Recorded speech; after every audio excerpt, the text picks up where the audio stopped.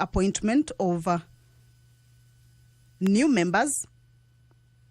This is a committee that is chaired by the Speaker of the National Assembly.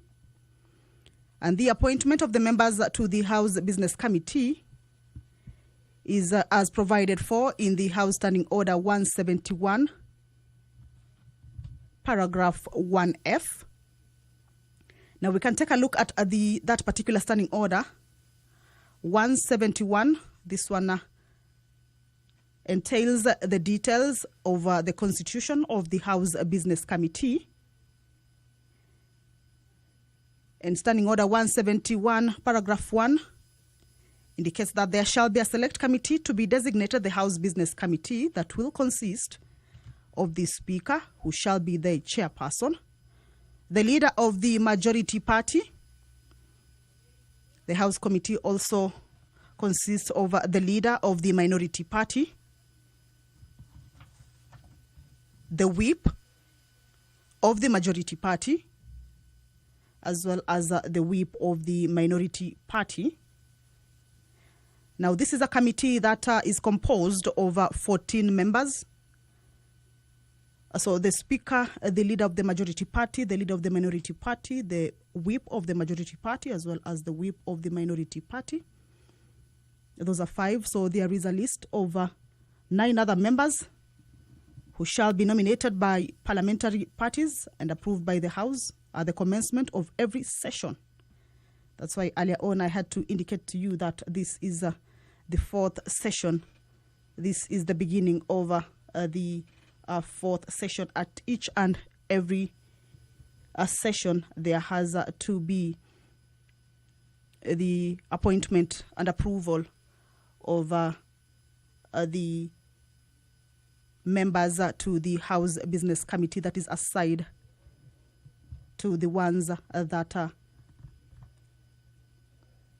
are not nominated. That is the Speaker, leader of majority party, leader of minority, and the whips of the both sides. So the 9 other members shall be nominated by parliamentary parties and approved by the House at the commencement of every session. And this afternoon marks the beginning of that particular session. So basically, there will be no any other business that is expected to be transacted this afternoon.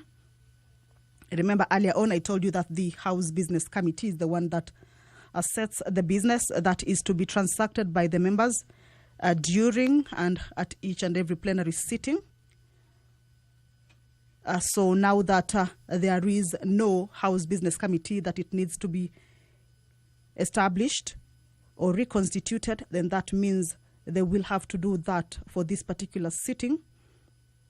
Then that particular House Business Committee can retreat to set the business and the calendar of the House. So the 9 members shall be nominated by parliamentary parties and approved by the House at the commencement of every session. Of course, reflecting the relative majorities of the seats held by each of the parliamentary parties in the National Assembly, and taking into consideration the interests of parties other than parliamentary parties and independents. So pursuant to the provisions of the House Standing Order 171, paragraph 1F, the list of the 9 members or the 9 other members who are set to join in this House Business Committee at the entrance of the chambers, that is the Speaker of the National Assembly, Honorable Dr. Moses Wetangula. As you can see, he's making his way into the chambers. He will be presiding over this afternoon sitting as the House begins its 4th session. Allow me to hand you over to this live broadcast brought to you by PBU in partnership with KBC. Good afternoon. Waheshimiwa, tuombe. Ewe Mwenyezi Mungu ambaye kwa hekima na wema wako umetoa nyadhifa za viongozi na mabunge kwa ustawi wa jamii na utawala wa haki wa wanadamu, tukusihi utazame kwa neema nyingi sisi watumishi wako ambao umeridhika kutuita ili tutekeleze shughuli muhimu za jamhuri yetu. Twakuomba uteremshie baraka zako sisi tuliokutanika hapa, na utujalie tuyatende na kufikiria mambo yote atakayofikishwa mbele yetu kwa njia ya haki na uaminifu, ili utukufu na sifa zako siendelezwe, na ili kustawisha amani, ufanisi na heri ya nchi yetu, na wale ambao haja zao umezikabidhi mikononi mwetu. Amen.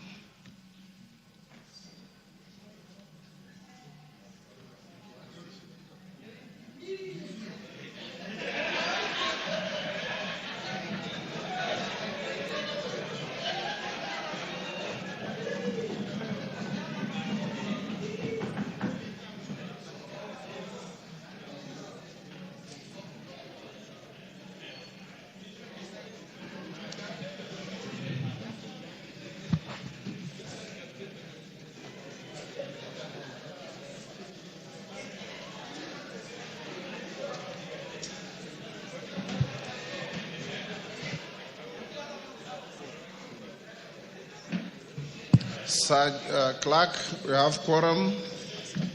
Yeah? Congratulations, for the first time, we are not ringing the bell.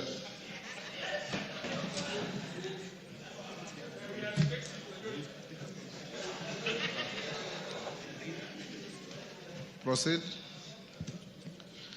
Order number 1, administration of oath. Order number 2, communication from the chair. Order. Order. Order. Honorable members on their feet, take your seats. Take your seats. Members on their feet, take your seats.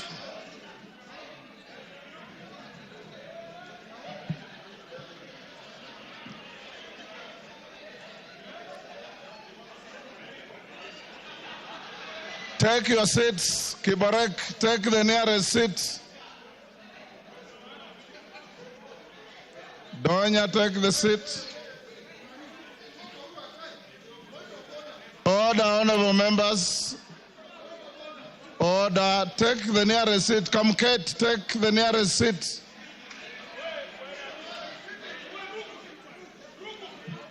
Order. Order, honorable members, take your seats. Order, Robert Mbui, take your seat. Take the nearest seat. Order. Order. Order. Order. Order, Honorable Mbui, take a seat. Order. Either take your seat or freeze. Order, Mawade. Order, Honorable Mawade. Order. Take your seats. Members in the walkway, take the nearest seats. Order.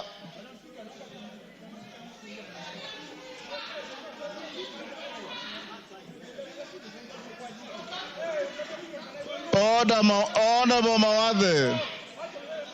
Order. Order, Honorable Mawade. Order, Honorable Mawade. You know very well that there's no seat reserved for you in this house because you are not in leadership. So take any seat. Take any seat so that we can have...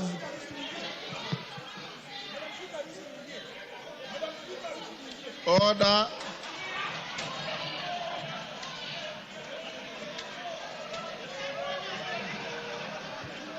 Order.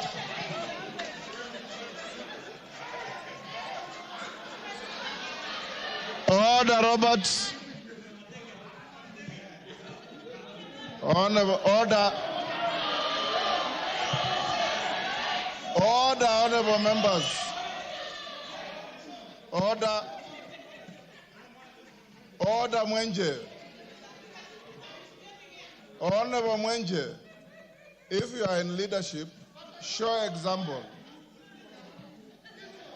Take your seats. Order, Honorable Mbui. Order. Order.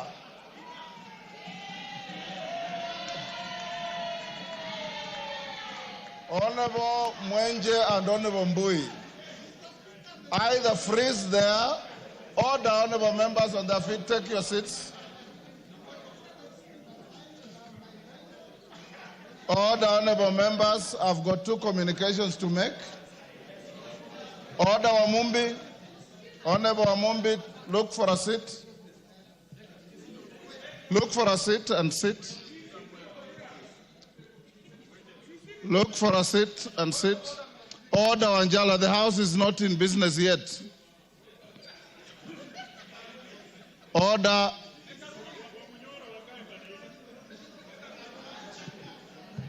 Okay. Robert Mbui, freeze where you are. Honorable Kajwang, take your seats. Honorable GK, take the nearest seat. Honorable members, I have two communications to make. The first one is on the resumption of sittings for the fourth session and lapsed and reintroduction of business. Honorable members, I wish to welcome you back to the House for the fourth session of the 13th Parliament. I trust that you had a restful and joyous Christmas and New Year break, and that you also took the opportunity to engage with constituents on key development matters. I'm confident that you are well rejuvenated and ready to embark on the business that's ahead of us this session, which marks the midterm of the 13th Parliament. Honourable members, at the outset, I wish to thank you all for availing yourselves for the special sitting held on Thursday, 16th January 2025, during which the House transacted priority business. I also wish to thank members for their participation in the just concluded members' midterm retreat, which took place on January 27th to 31st, 2025, as scheduled, and witnessed the highest ever turnout of members. On behalf of the leadership of the House, I extend our gratitude to all of you for your participation. This made the retreat a great success and positioned the House for smooth takeoff in the fourth session. Several resolutions were adopted at the retreat and are currently being implemented progressively by the Office of the Clerk. Among the key outcomes of the retreat was the identification of possible areas that require the National Assembly's legislative intervention. Indeed, some of these resolutions may be contained in unpublished legislative proposals by members, totaling 283, which are undergoing processing. Members who sponsored these proposals are requested to indicate if they still wish to proceed with them or withdraw any that may have since been overtaken by events. Additionally, the retreat underscored the need to maintain the momentum demonstrated during our deliberations, particularly in expediting priority business in the fourth session and strengthening the oversight functions of the House through its committees. Members who have bills, I advise you to get in touch with various committees. In my management meeting today, we noticed that there are certain proposals to amend certain acts that come from 10 different members on the same issue. So if members can get in touch with the Office of the Clerk, we can collapse some of those proposals so that this huge number that doesn't reflect the reality, it gives way to the actual number of pending bills. Honourable members, on matters of social health, you will recall that there were concerns by members about its implementation and also feedback being received from the people regarding the management of the transition process. In this regard, I instructed the Departmental Committee on Health to arrange to meet the Minister of Health and Social Health Authority officials to inquire into the matter and appraise the House by way of a statement. I will therefore accord the chairperson of the Departmental Committee on Health at some point this afternoon an opportunity to appraise the House on the outcome of the meeting. Honorable members, as we commence the fourth session, I wish to bring to the attention of the House that the term of the following 18 committees lapsed today, 11th February 2025, being the first sitting of the fourth session. The first category, which lapses every session, is the housekeeping committees. These are 1. House Business Committee, pursuant to Standing Order 171. The Committee on Member Services and Facilities, pursuant to Standing Order 212B. The Committee of Powers and Privileges, Section 15 of the Parliamentary Powers and Privileges Act. The Procedure and House Rules Committee, pursuant to Standing Order 208. The second category, largely comprising Audit, Appropriation, and other general purposes committees, has lapsed pursuant to the respective standing orders which prescribe their lifetime. These are 1. The Public Accounts Committee, pursuant to Standing Order 205. The Special Funds Accounts Committee, pursuant to Standing Order 205A. The Decentralized Funds Committee, pursuant to Standing Order 205B. The Public Investments Committee on Governance and Education, pursuant to Standing Order 206. The Public Investments Committee on Commercial Affairs and Energy, pursuant to Standing Order 206A. The Public Investments Committee on Social Services, Administration and Agriculture, pursuant to Standing Order 206B. The Budget and Appropriations Committee, pursuant to Standing Order 207.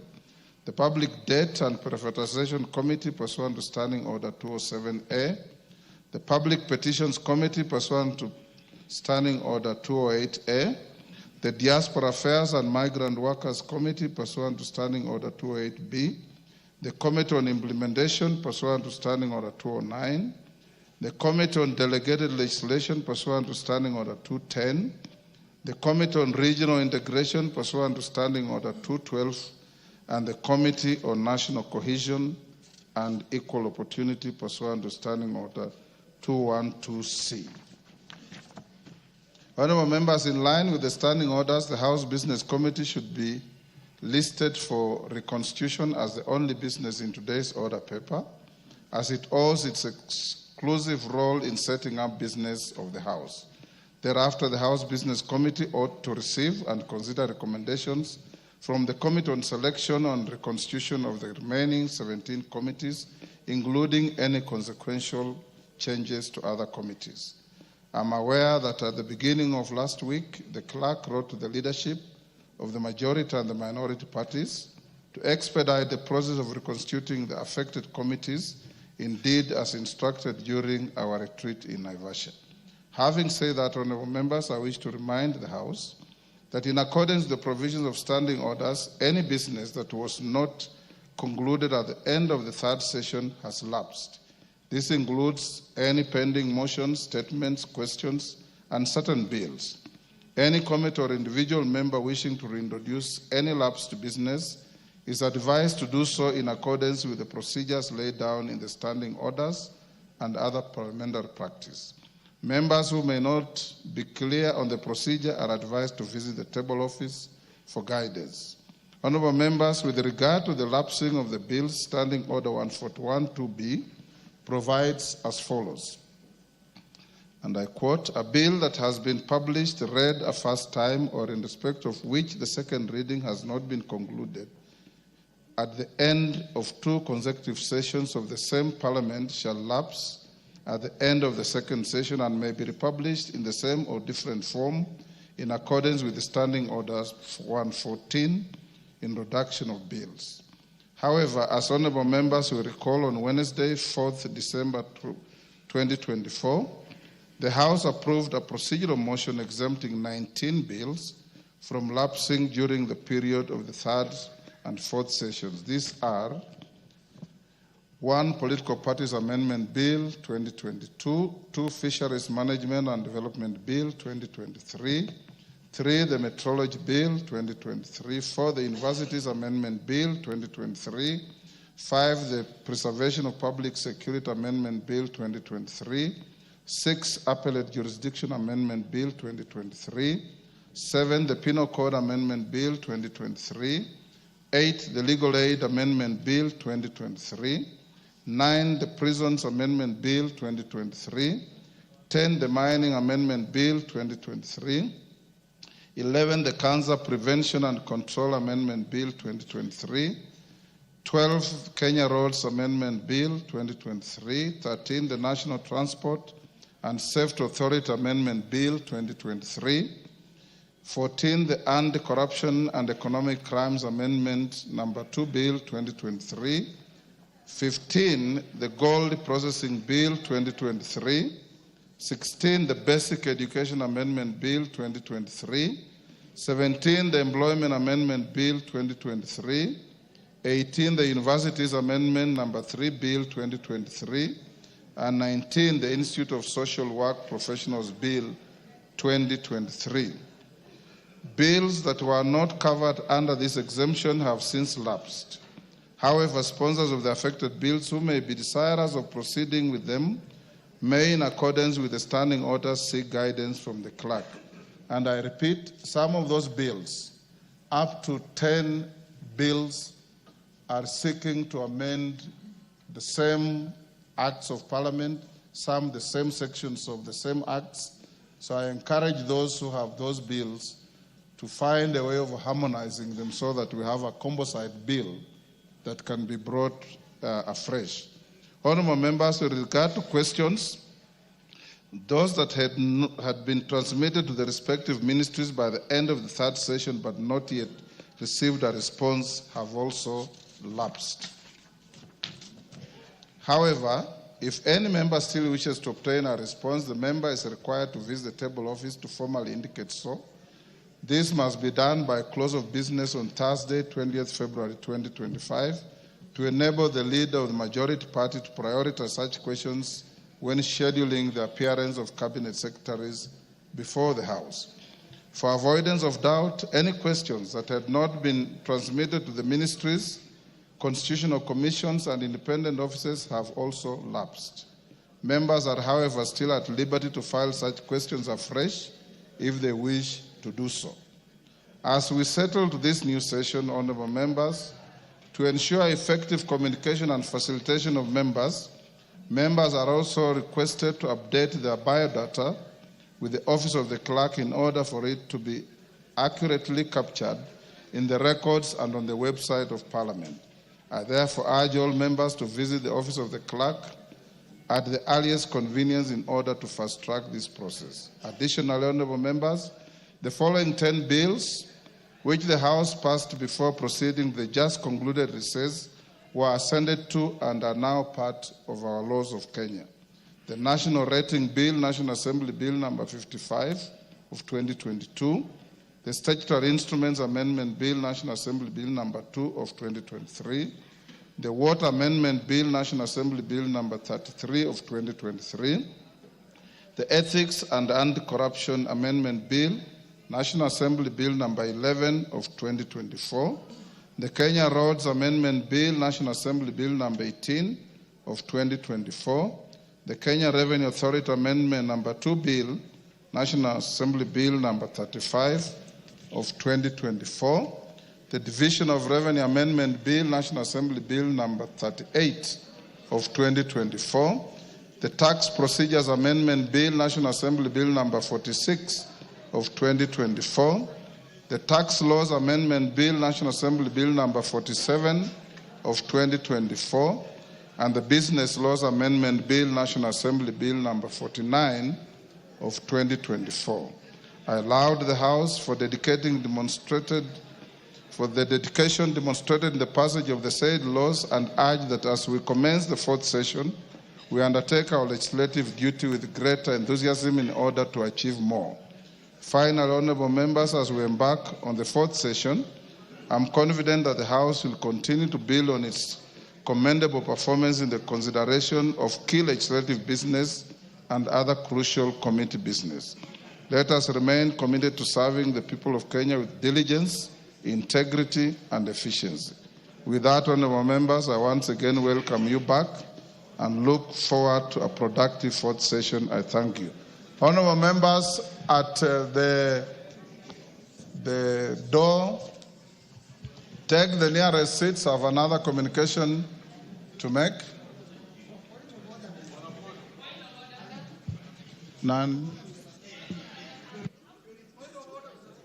Order. Take the nearest seats, members.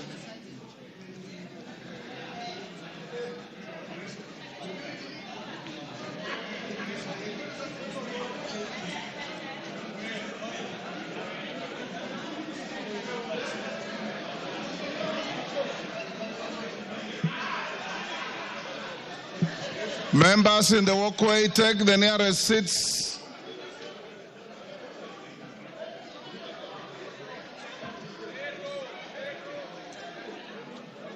Order, honorable members.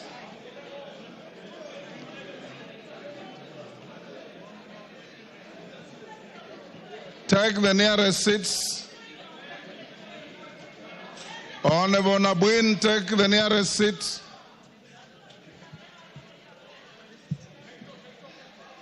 Order. Order. Order, honorable members. Order. Honorable members, the next communication. Order, honorable members. Order.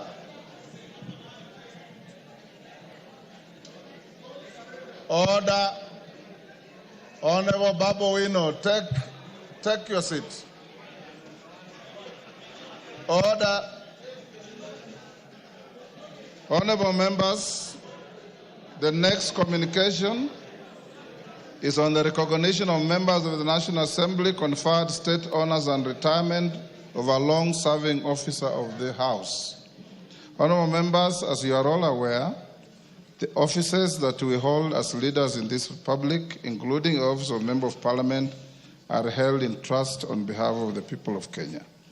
Indeed, part of the recital in our own prayer states that we elected leaders in this House always commit to treat and consider all matters that shall come under our deliberation in so just and faithful a manner as to promote the honor and the glory of God and to advance the peace, prosperity, and welfare of our country and those whose interests have been committed to our charge. Honorable members, in recognition of members' commitment to live up to the philosophy of our prayer when serving the nation, the Parliamentary Honors Advisory Committee has been regularly making recommendations to the President regarding members of this House who ought to be conferred honors in accordance with Article 132(4)(c) of the Constitution.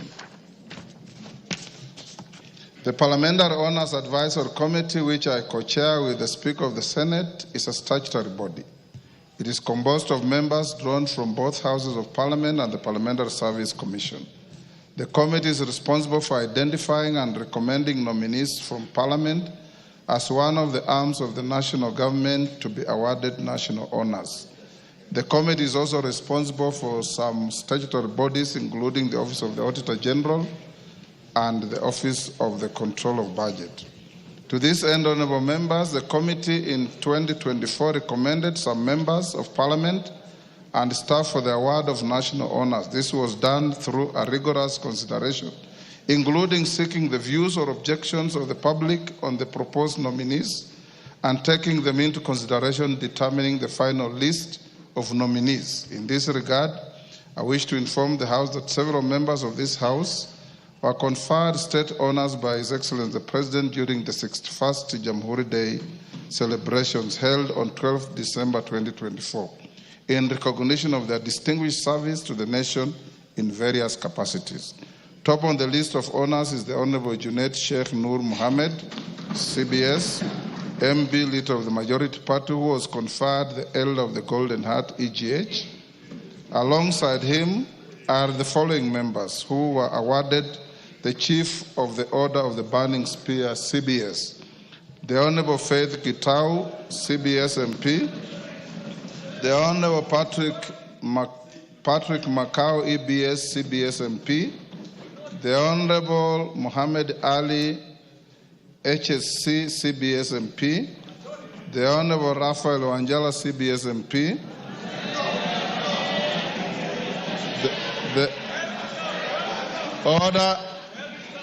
The Honorable Kangoko Bowen, CBS MP. The Honorable Engineer Vincent Musyoka, CBS MP. The Honorable Kimani Kuria, CBS MP. The Honorable Haika Miziki, CBS MP. The Honorable Abdi Shuria, CBS MP. The Honorable Yusuf Haji, CBS MP. The Honorable Gabriel Tongoyo, CBS MP. The Honorable George Kariuki, CBS MP. The Honorable Dr. John Mutunga, CBS MP. The Honorable John Kiari, CBS MP. The Honorable Nelson Koech, CBS MP. The Honorable Peter Lochakapong, CBS MP. The Honorable Stephen Karani, CBS MP. The Honorable Eric Muchangi, CBS MP. The Honorable Nelson Wamboka, CBS MP. The Honorable Fatuma Zainab, CBS MP. The Honorable Rose Museo, CBS MP. The Honorable Dr. Makali Mulu, CBS MP. The Honorable Janet Sitiane, CBS MP. The Honorable Tom Joseph Kajwang, CBS MP. And the Honorable Johnson Naika, CBS MP. Honorable members, you will note that the members conferred state commendations are members of the Parliamentary Service Commission, chairpersons of committees, and other ranking members who served for more than 3 terms. In making recommendations, the committee considered other factors including longevity of service in Parliament and performance during the just concluded 14th ESC in the Parliamentary Games, whose agenda is about regional integration. I do note that many members will desire to be part of this list, but slots are ordinarily very limited. I urge the House to take a moment to congratulate them for earning this well-deserved state recognition. Congratulations to all those members. Honorable members, among those who also conferred with state honors were 9 members of staff. Please allow me on your behalf to recognize one of them, Ms. Anne Wambui Njoroge, the immediate former Director of Hansard and Audio Services, who is seated in the Hansard box. You may stand up, Anne, just below the Speaker's gallery. I've singled out Ms. Njoroge because she's retiring from the parliamentary service as with effect from last week, Friday, 7th February 2025, after 33 years of distinguished service to Parliament. Honorable members, Ms. Njoroge joined Parliament in 1991 during the 6th Parliament at the level of Hansard reporter in the National Assembly after 1 year stint as a teacher at Kwale High School, having graduated from Kenyatta University. She has therefore served 8 parliaments, being the 6th, 7th, 8th, 9th, 10th, 11th, 12th, and the current 13th parliament. As a career Hansard reporter, she committed her life to the production of precise records of plenary proceedings and committee sessions in the form of Hansard reports. She steadily rose through the ranks of Hansard reporter, 1, assistant Hansard editor, senior assistant Hansard editor, and deputy Hansard editor, and ultimately ascending to the apex position of director Hansard and Audio Services. And you may take your seat. Her notable milestones include the restructuring of Hansard and Audio Services for better service delivery, the formulation of policies that have improved the processes of production of the Hansard reports, and the ongoing project of digitizing production of the Hansard. Indeed, in recognition of the stellar services rendered by Ms. Anne Njoroge to Parliament and the nation, the Parliamentary Honours Advisory Committee recommended her to His Excellency the President, who awarded her the Order of the Grand Warrior, OGW, in December 2023. Honourable members, her presence today in the Hansard box is of great importance, and we thank her for her 33 years of service and diligence in overseeing the production of the Hansard report of our proceedings as the Director, Hansard and Audio Services. On behalf of the National Assembly, the Parliamentary Service Commission, and indeed on my own behalf, I wish to thank Ms. Anne Wambui Njoroge, OGW, for the more than 3 decades of her dedication to the service of the Parliament of Kenya and indeed to the Republic of Kenya. We congratulate and wish you well in your next phase of life in retirement. Honourable members, before you go to what looks like some arguments you are going to have this afternoon, allow Anne to have a dignified send-off by allowing me to invite one of your colleagues who worked with Anne in the Hansard section before he branched off to go and become the Speaker of Baringo County Assembly, and later coming back as the member for Baringo North. Is it Tiati now? The Honorable Kamket.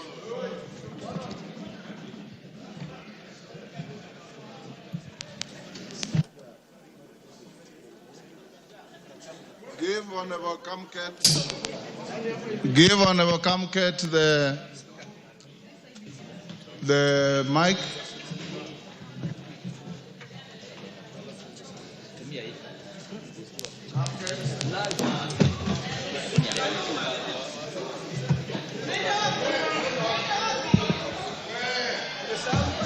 Thank you very much, Mr. Speaker. Yes.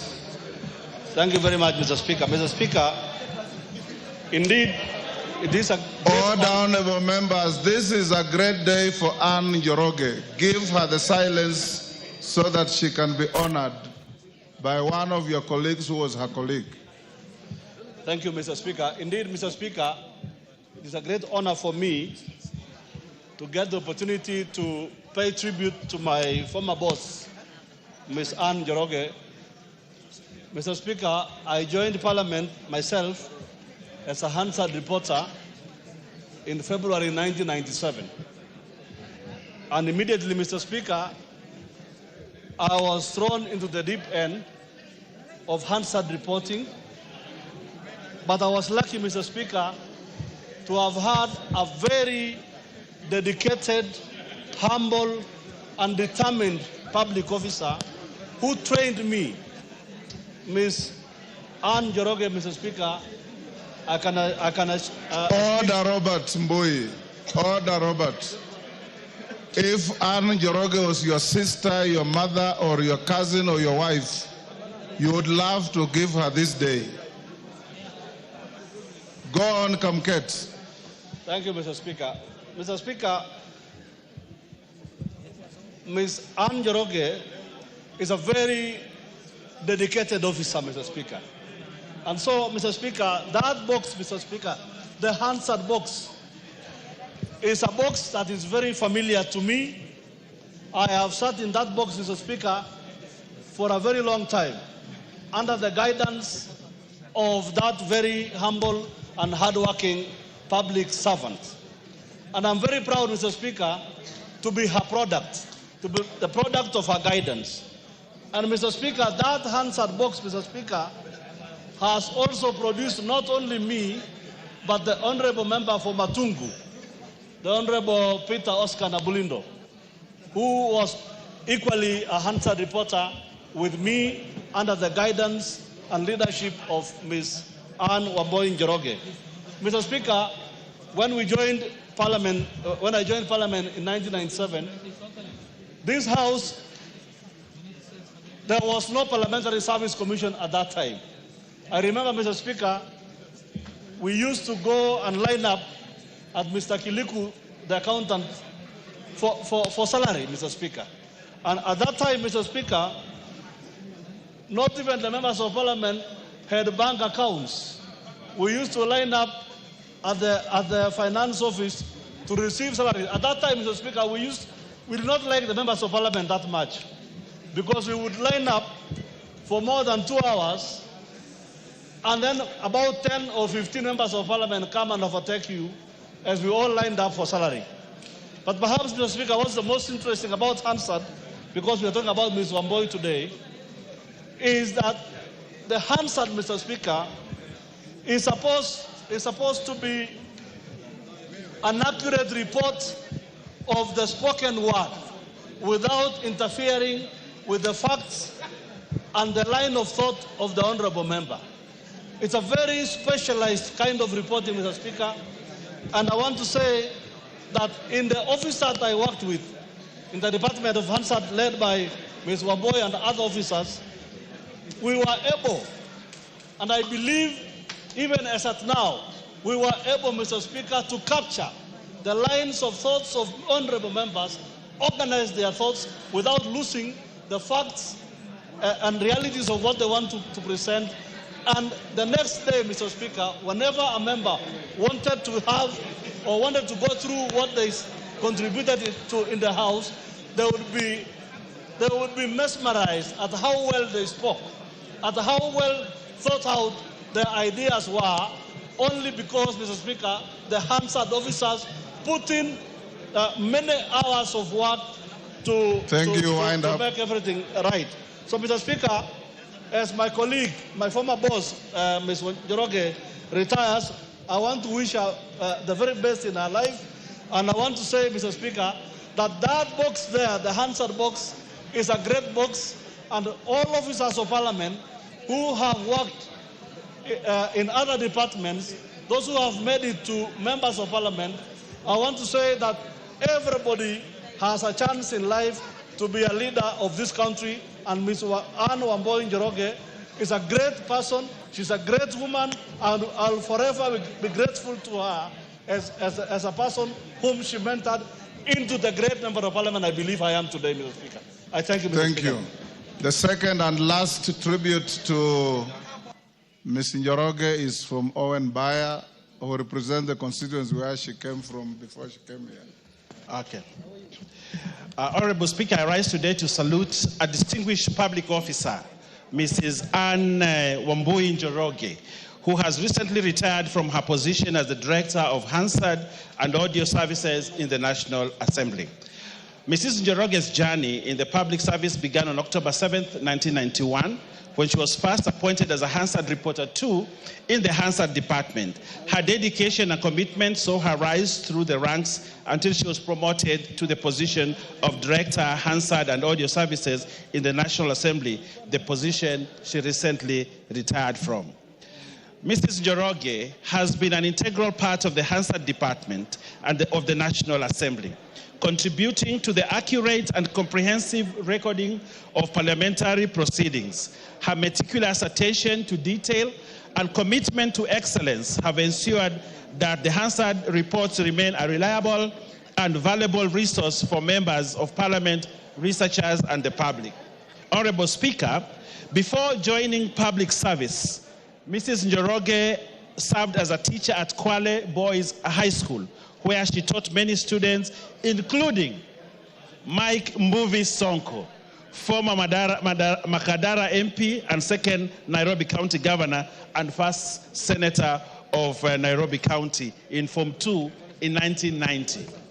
Honorable Speaker, Mrs. Njoroge's tenure has seen her work alongside many prominent figures in Kenyan politics, including the late President, His Excellency President Mwai Kibaki, the late Honorable Michael Wamalwa, the late Honorable Jaramogi Oginga Odinga, the late George Anyona, the late Honorable Martin Shikuku, the late Honorable Henry Nthenge, the late Honorable Kenneth Njindo Matiba, the late Honorable Jeremiah Nyaga and his sons, the Honorable Norman Nyaga and the late Joe Nyaga, the late Honorable David Mwenje, the late Honorable William Olen Timama, and the late Honorable Bonaya Godana, to mention but a few. I'm also told that she taught the Honorable Mashetani, the former MP for Lunga Lunga. She recalls memorable events, Mrs. Njoroge, such as one, members' induction in 2013, where she presented on parliamentary privileges and gave the example of Honorable George Nyanja, the former MP for Limuru constituency, who jumped the fence along Uhuru Highway in the 1990s to avoid being arrested. She also recalls the firm chairmanship of the late Honorable Anyona as the chairperson of the Public Accounts Committee, and the late Jaramogi and the late Kijana Wamalwa as their chairpersons of the Public Investments Committee.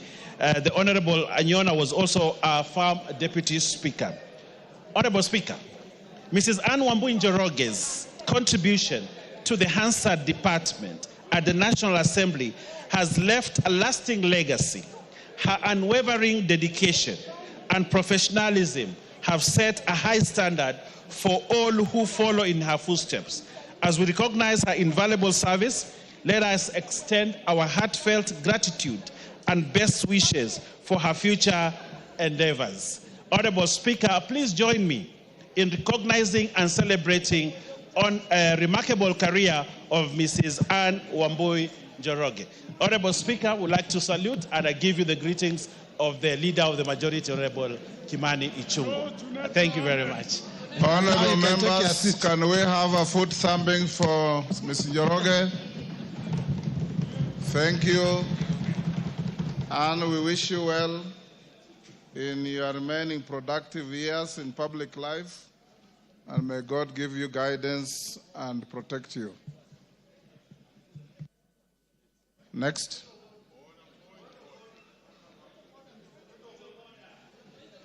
Yes.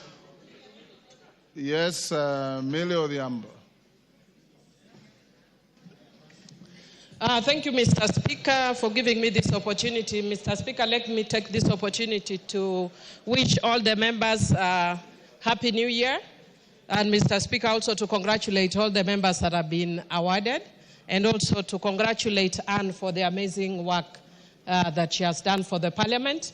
And Mr. Speaker, also just my concern as a woman leader that I hope that when you have a woman rising to that level, that there will be another woman who will be able to either go that high or to a level almost as high, because women are not usually represented at that high level. Mr. Speaker, having said that, and even in acknowledging the members, I know that your committee forgot me, but you will correct that in their words. But having said that, Mr. Speaker, I wish to stand. Yes, I do have a CBS, but I also want to rise. I'm still doing good work. Mr. Speaker, if I don't praise myself, who will praise me? Mr. Speaker, I wish to stand under standing order number 19A and 20.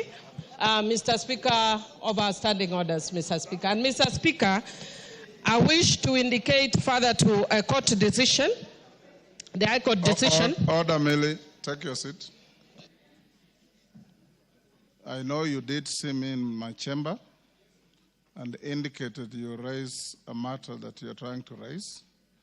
I'll give you an opportunity, but let's finish with some preliminaries first.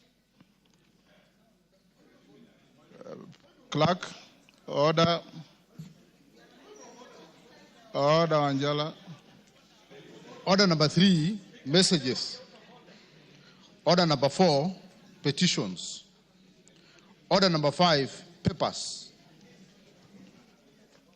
Majority.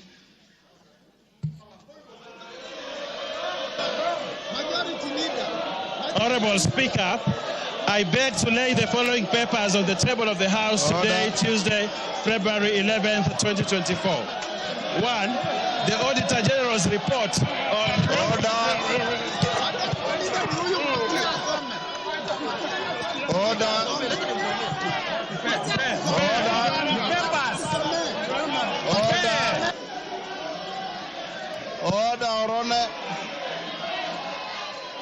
Order.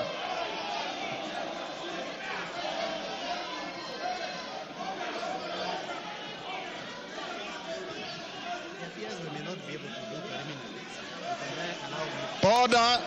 Take your seats. Order. Take your seats. Order. Order, members. Order. I will order that matter to be stayed. Let me hear Millie Odhiambo's point of order. Order. Millie Odhiambo, I'll hear your point of order. Order. I will hear Millie Odhiambo's point of order. Order. Order. Honorable members, take your seats. Millie Odhiambo. Thank you, honorable members. Order. Member for Kilifi. Honorable Millie Odhiambo, take the floor. Millie Odhiambo. Thank you, Mr. Speaker.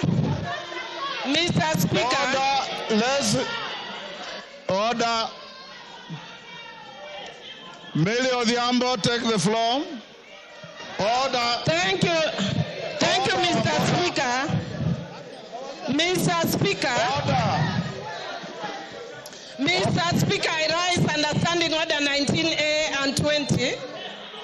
Mr. Speaker. Hold on, Millie. Honorable members, can we hear Millie Odhiambo? Order, Anjala. Order. Order.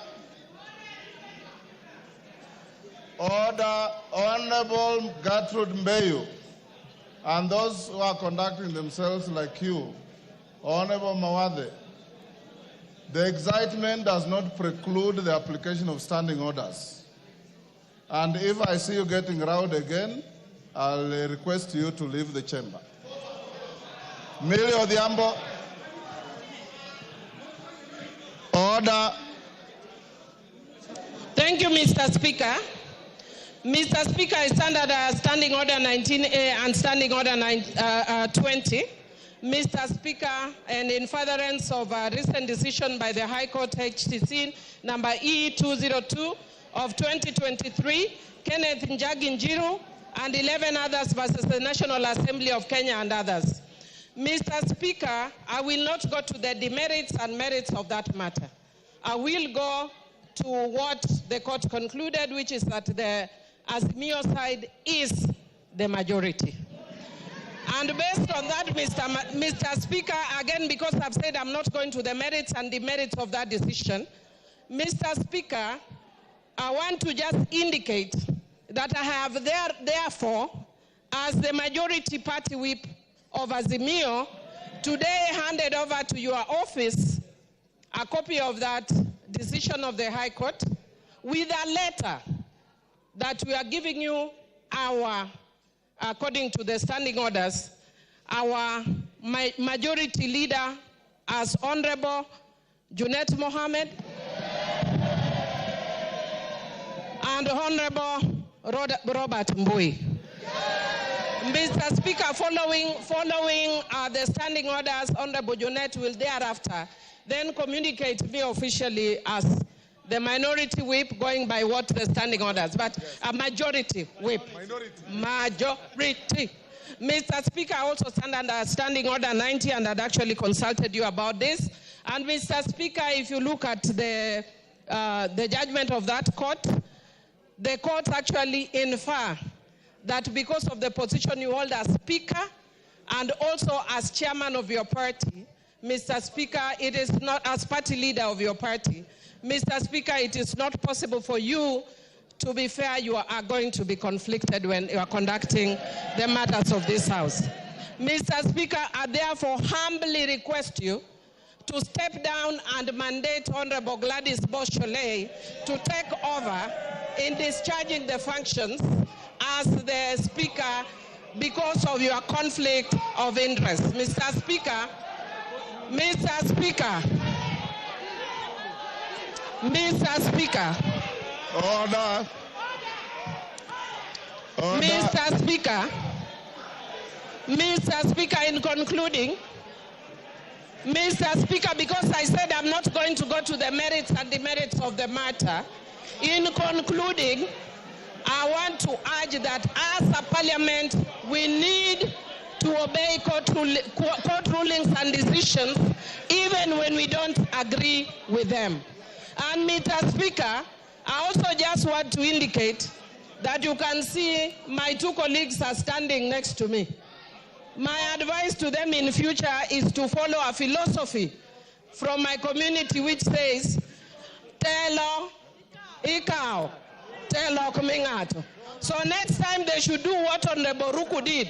Jump if you have to, but take your position the way Honorable Millie has done. Is that part of your point of order? No. Mr. Speaker, I said as an orbiter.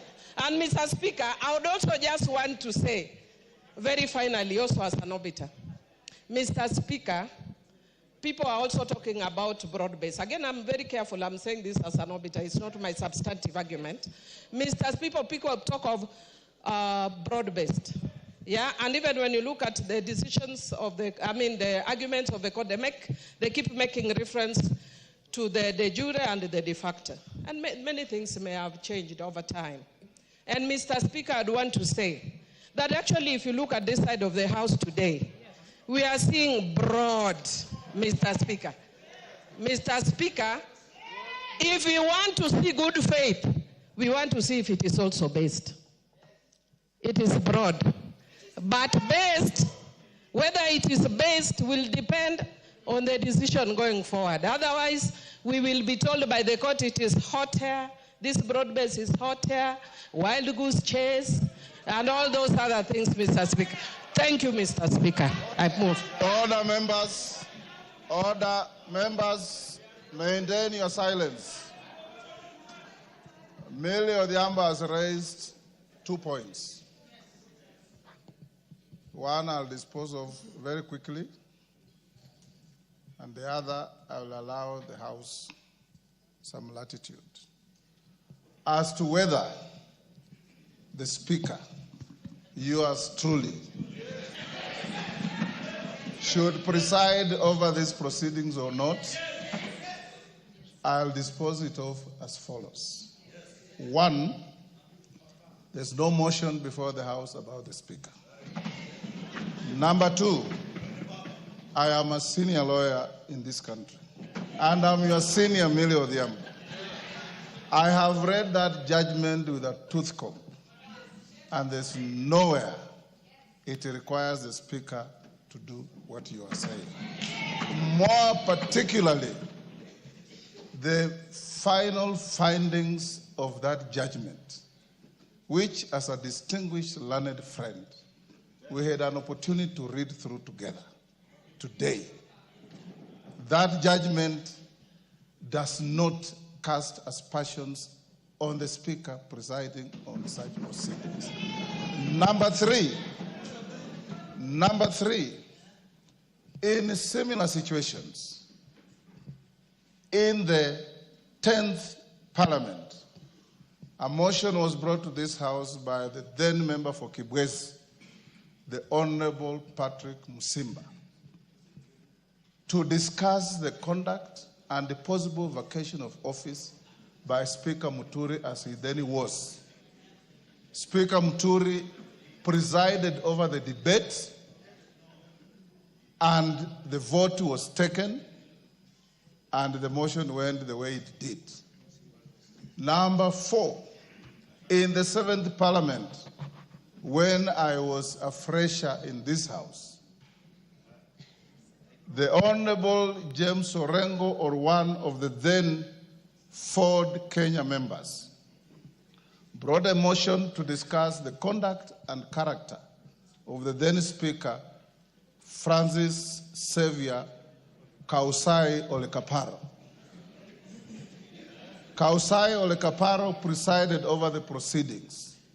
The motion was debated and put to a vote, and it went the way it did. I'm sure you know that neither Muturi nor Kaparo left office on the basis of any motion. Number 5, You as truly as your speaker does not debate, does not vote. I hold a position of honor to preside over your proceedings. Anybody who wants to say anything about this judgment, I'll give you an opportunity. And it's finally going to be yours truly to give you a ruling on the matter. It must also be made very clear as we listen to each other that neither the court nor any authority outside this chamber, and senior lawyers like Otiendo Molo should know this, neither the court nor any other authority outside this chamber can make declarations that affect the conduct of business here except yourselves by voting and by the speaker giving you rulings. Number seven, we sit here as a quasi-judicial body. And as a quasi-judicial body, I will listen to you, and I assure you, I'll give you a fair finding. It is like going to court and telling a judge that because the lawyer appearing before him was his classmate, he will not be fair. That has no foundation in law or in fact. So I'll open up and hear those who want to have similar points of order, as Millie Odhiambo has raised, on the judgment. And I want also to caution you members that your standing orders do not allow you to discuss the person or character of any judge unless you have brought a special motion to discuss that judge. You can analyze the judgment, you can agree with it, you can disagree with it, you can qualify it, you can do whatever you want. But don't disparage or discuss the character of any judge without a special motion as is provided for in our standing orders. Honorable Millie Odhiambo, that is my direction. Thank you.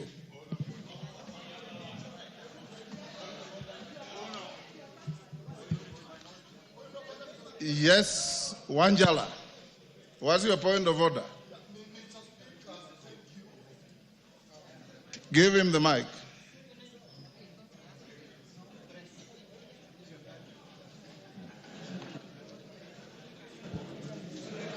Thank you, Mr. Speaker. Thank you for the first clarification, which we have humbly understood and agreed with. But, Mr. Speaker, you have left out the second issue about the majority leader in the House. Order, Angela. That is exactly the issue that Millie raised. That she has written to the Speaker. Yes, I've received the letter. I'll analyze it. I have given you an opportunity to speak to her point of order or any other point of order. Yes. Yes, Junaid Mohammed. Mr. Speaker, first I want to say today that I am privileged to speak from the seat of the majority leader. Because, Mr. Speaker, even when I sat on the seat, it is very warm, Mr. Speaker, unlike mine, which was very cold, Mr. Speaker. I didn't know the seats of Parliament have different warmth, Mr. Speaker. But, Mr. Speaker, I don't foresee myself leaving this seat anytime soon. I don't see myself leaving this one anytime. But having said, Mr. Speaker, as you are aware and as you have alluded to, Mr. Speaker, there is a court ruling. A ruling of court consisting of 3-judge bench, Mr. Speaker. Mr. Speaker, a court ruling has only got 2 decisions, Mr. Speaker. There is no third way about it. One is to obey it, and secondly, if you have any avenue of appeal, you exercise that right of appeal, Mr. Speaker. There is no third way about it, Mr. Speaker. And the court ruling, what we went as Azimio after the election, after your decision here, Mr. Speaker, what took us to court was for the court to interpret for us the constitutionality of your decision on who is the majority party and who is the minority party in this House, Mr. Speaker. And the issue of the Speaker came in as obiter, Mr. Speaker. But what took us to court We wanted to know, because when we arrived here after the election, we arrived here knowing very well that we are the majority party, Mr. Speaker, and we are the numbers. But midway, we ended up losing numbers through your ruling, Mr. Speaker. And that is what took us to court, to ascertain whether we are the majority and whether we are the minority. And luckily, the court has made its ruling, albeit late, Mr. Speaker. We expected this ruling much, much earlier than this time, Mr. Speaker. But it is better late than never. The decision arrived, and the decision has said that the Azimio party is the majority party in Parliament, Mr. Speaker. And I so happen to be the minority leader as of now, Mr. Speaker. So today afternoon, I just switched seats and I took over the role of majority leader, Mr. Speaker. And I am capable of doing that work, Mr. Speaker. I have the capacity, I have the qualifications, I have the capabilities, I have the numbers in the House, Mr. Speaker, to lead, Mr. Speaker. I have everything what it takes, Mr. Speaker, to be the majority leader of this House, Mr. Speaker. But, Mr. Speaker, the issue that we need to exercise, to analyze, Mr. Speaker, is that, Mr. Speaker, I want to say this. Mr. Speaker, court rulings are very important, Mr. Speaker. You remember after the election, we disputed the result of the election. We ended up filing a court case in the Supreme Court.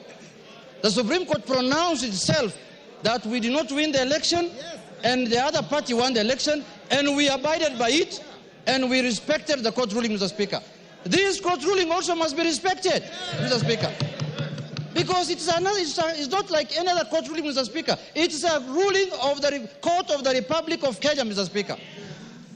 Mr. Speaker, this ruling cannot be taken jokingly, Mr. Speaker.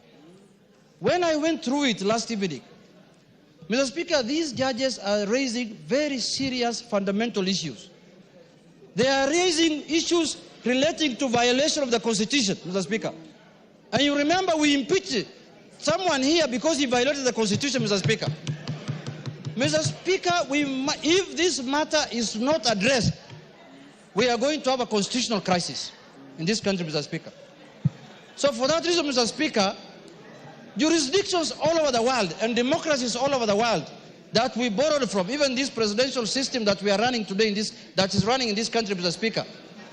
In the United States, there are times when the executive is from the Republican Party and the House is ruled by the Democratic Party, and life goes on. It doesn't matter that we are going to oppose everything that the government wants to do. If government brings here bills and policies that are of benefit to the country, we will support it, Mr. Speaker. And as you know now, many things have gone under the bridge.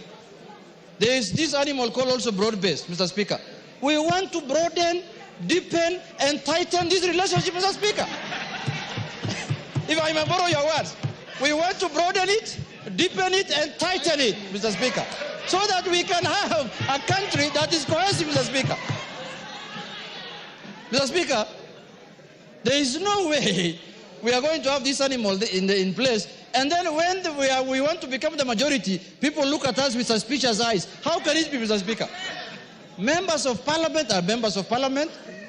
They work under the Article 95 of the Constitution, which has given them the roles of oversight, legislation, and representation, Mr. Speaker. We are not going to do our business outside Article 95, Mr. Speaker. So, I want to allay fears here that the majority in the House must be from the ruling party. That this ruling is giving us posterity.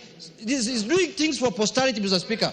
Next election, or the other election in 2032, a government might come in place where the president garners the majority votes and is elected as the president, but he will not have numbers in Parliament. His numbers might be few in Parliament, and he becomes a minority.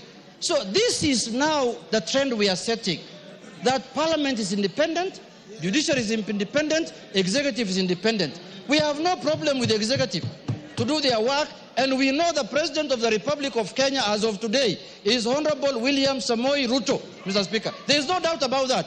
So there should be no ambiguity and doubt that the majority leader in the National Assembly is Honorable Juliet Mohammed, the Member of Parliament for Sunna, Mr. Speaker. Mr. Speaker. And I am going to serve the country diligently, Mr. Speaker, without any fear and favor, Mr. Speaker. I am a seasoned politician.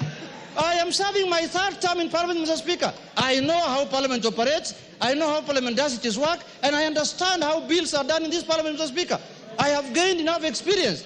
So this mindset, Wind up, Mr. Speaker, this mindset that the ruling party must have majority in Parliament for them to do the executive work of the country, Mr. Speaker, that mindset must be gotten rid of, Mr. Speaker.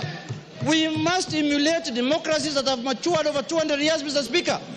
In the last election, in the last administration of Biden in America, Mr. Speaker, wind up. The Republican Party was controlling the House, Mr. Speaker, and the Democratic Party was controlling the Senate, and life was going on as usual, Mr. Speaker. So, Mr. Speaker, my advice to the House and to Parliament in general is that the only solution to this problem is to go to appeal. Until the appeal overturns this matter, I shall be recognized as the majority leader of the Republic of Kenya. Mr. Speaker, thank you very much, Mr. Speaker. Those remarks, I conclude. Kainan, order, honorable members, before order Wanjala. Order. In all civilized parliaments, when you appreciate a point, you thumb your foot. You don't stand up and throw your hands in the air. Kainan, before you take the floor, let's have some ground rules. Everybody are given an opportunity to speak. Can we do 3 minutes? Yes. Is that good enough? Yes. Everybody are given an opportunity. We do 3 minutes. I want 3 minutes. Let's also observe decorum. 3 minutes. Honorable Robert Mbui and Honorable Mwenje. If it is making a point, you have made your point. It is beneath your dignity to continue standing there while the matters are going on. Kainan. Thank you, Mr. Speaker. Mr. Speaker, this is luckily... Order. Let's hear each other in silence. Mr. Speaker, this if is you really want to get a reasoned ruling from the Speaker, let's hear each other. Kainan, give to Kainan. Mr. Speaker, this is the House of Rules. This is the House of Traditions. This is a house that enjoys being a quasi-judicial institution. Mr. Speaker, on the face of it, I want to take this opportunity to welcome my colleagues to this very important session and say that the Kenyan people outside there are really looking upon us to deliberate in a civilized manner and guide this nation. Mr. Speaker, there comes a time when there are issues that must be deliberated and agreed upon. And I want to agree one thing with my brother Junet, that you are qualified even to be the President of the Republic of Kenya, not even the majority leader alone. Mr. Speaker, having said this, there are certain things that we must clear and follow the procedures, and it's only the procedures that will guide us. Mr. Speaker, if you look at the order paper today, the next order paper, order number 8, is supposed to provide for the appointment of members of the House Business Committee, which is the anchor committee for the House Business, Mr. Speaker. But we cannot reach there until certain issues are sorted out, Mr. Speaker. Mr. Speaker, now that we can discuss the appointment under this order number 8, I want to seek your guidance on the following. Mr. Speaker, it's apparent that the High Court last week has quashed the ruling contained in the Speaker's communication dated 6 October 2022 on the majority and the minority. That is a fact. It cannot be denied. Mr. Speaker, secondly, I had a chance to go through this great ruling. I've internalized, I've looked at it, I've seen what it means, I've seen what in the letter and interpretation of this, what the Speaker in the House is generally expected to do. Mr. Speaker, on the face of it, there are certain, the petitioner sought the following: declaration to be issued that Azimio La Umoja One Kenya coalition is the majority party in the National Assembly based on the outcome of the general elections of the based on the outcome of the elections of members of the National Assembly held on 9th August. The second, Mr. Speaker, prayers was the declaration be issued to declare that Kenya Kwanza Alliance is a minority party in the National Assembly. Mr. Speaker, if you look at the orders given, even under order number 4, it's a bit confusing. It is not explicit. It doesn't say this. The court declined. They quashed the Speaker's ruling, but did not give proper guidance on what constitutes the majority and the minority. Mr. Speaker, from... Give him 1 minute. It is clear, Mr. Speaker, the court quashed the ruling of the majority and the minority, but never answered the question on how this later on is going to be arrived in the House, Mr. Speaker. Mr. Speaker, this means we are back to square one where we were when this parliament started. We are back to square one, Mr. Speaker. Mr. Speaker, unless this question is determined, we are staring at a crisis. Mr. Speaker, I say this because standing order, yes. Standing order 171, I'm on a point of order, Mr. Speaker. Yes, Wanjala. What's your point of order? Give him the mic. Give Wanjala the mic. There you are. Mr. Speaker, courts are arbiters. And when they have given orders or declarations, it's up to the institution to implement. It is not debated. Order, you have seen the ruling of the court. Order, Wanjala. Order. Order, Wanjala. I don't know whether... Have you even read that judgment? Have you read that judgment?